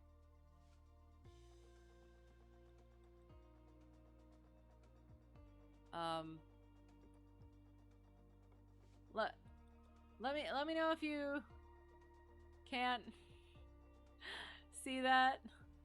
But we're just going over, making sure we actually got what we actually hit all our points. So normal / crosswind, we didn't have any crosswind, so we just did normal. Short field, normal, crosswind for takeoffs and landings. We were gonna do power off 180, but I gotta go to bed, so we left that. Fundamentals of flight: straight climbs, climbing turns, performance maneuvers, steep spiral, lazy eights, ground reference maneuvers. I could highlight these. Sorry, eights on pylons, rectangular course, slow flight, stalls, power off, cross controlled, basic turns to headings, or basic instrument maneuvers, turns to headings, emergency approach and landing systems, equipment malfunctions, post flight. Yeah, there it all is. Is there any image in this here? It looks kind of like a robot, big old square head with a robot with a little robot dog, maybe with maybe little shoes on his little robot feet, clapping with his little robot hands. I don't. All right, okay. Little nav map going off, and that should be it. Yeah. Sorry. You don't need to lock your car. Why would you lock your plane? Like someone just going to come fly it away. Well, if they can afford the gas, they can. Fair enough. Talk about a random Alaska. Heard of the story when the guy stole Alaska. Oh, yeah, Alaska -8 for a joyride. -8s don't have keys either. Oh no. It was almost a perfect example.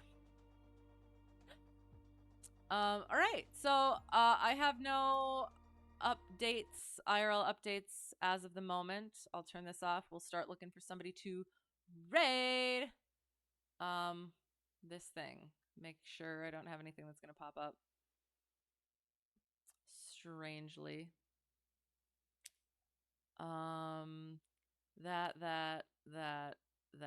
That is all good, and that is good. Okay.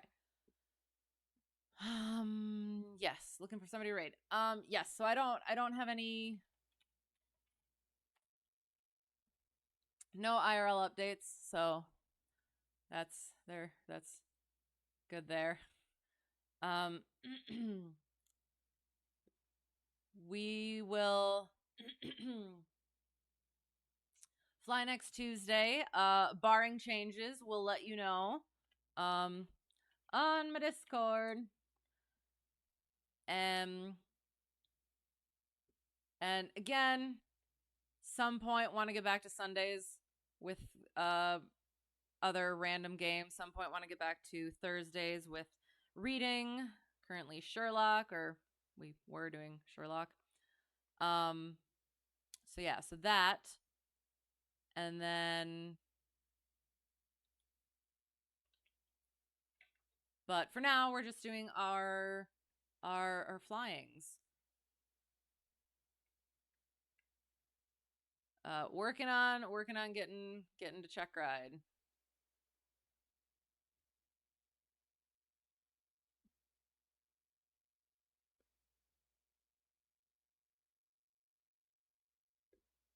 This one might be good. We'll probably maybe go here. Other than that, yeah, I should have more to talk about next week, but we'll see. Yeah, we're gonna go here. Let me look. I have to figure out how to get to the raid thing. Thanks for the oh god, sorry, I can't speak. Thanks for the stream. Thank you for being here. Catch you next time. Thank you. Looking forward to it. Yeah, we're just keeping on until such time. Yeah. Going here. That one.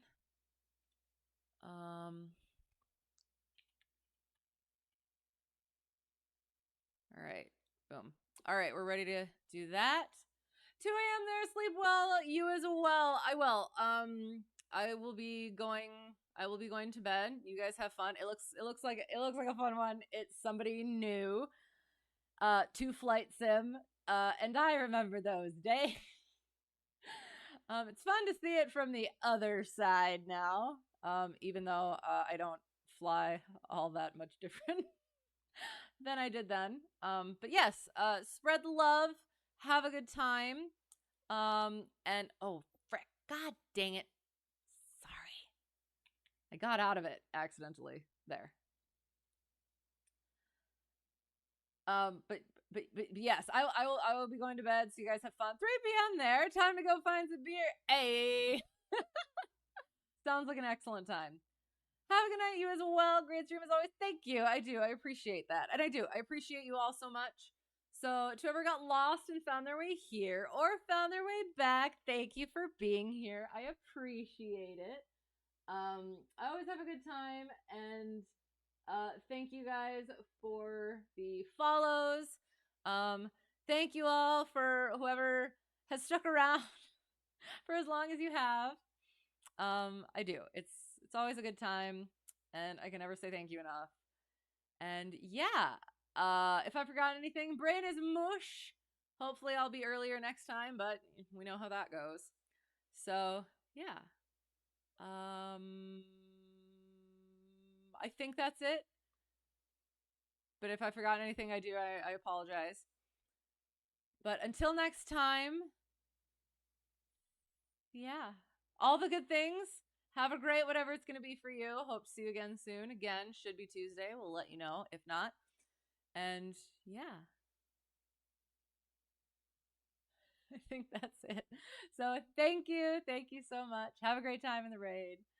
And bye. And I forgot how this works. So good at this. Bye. Thanks.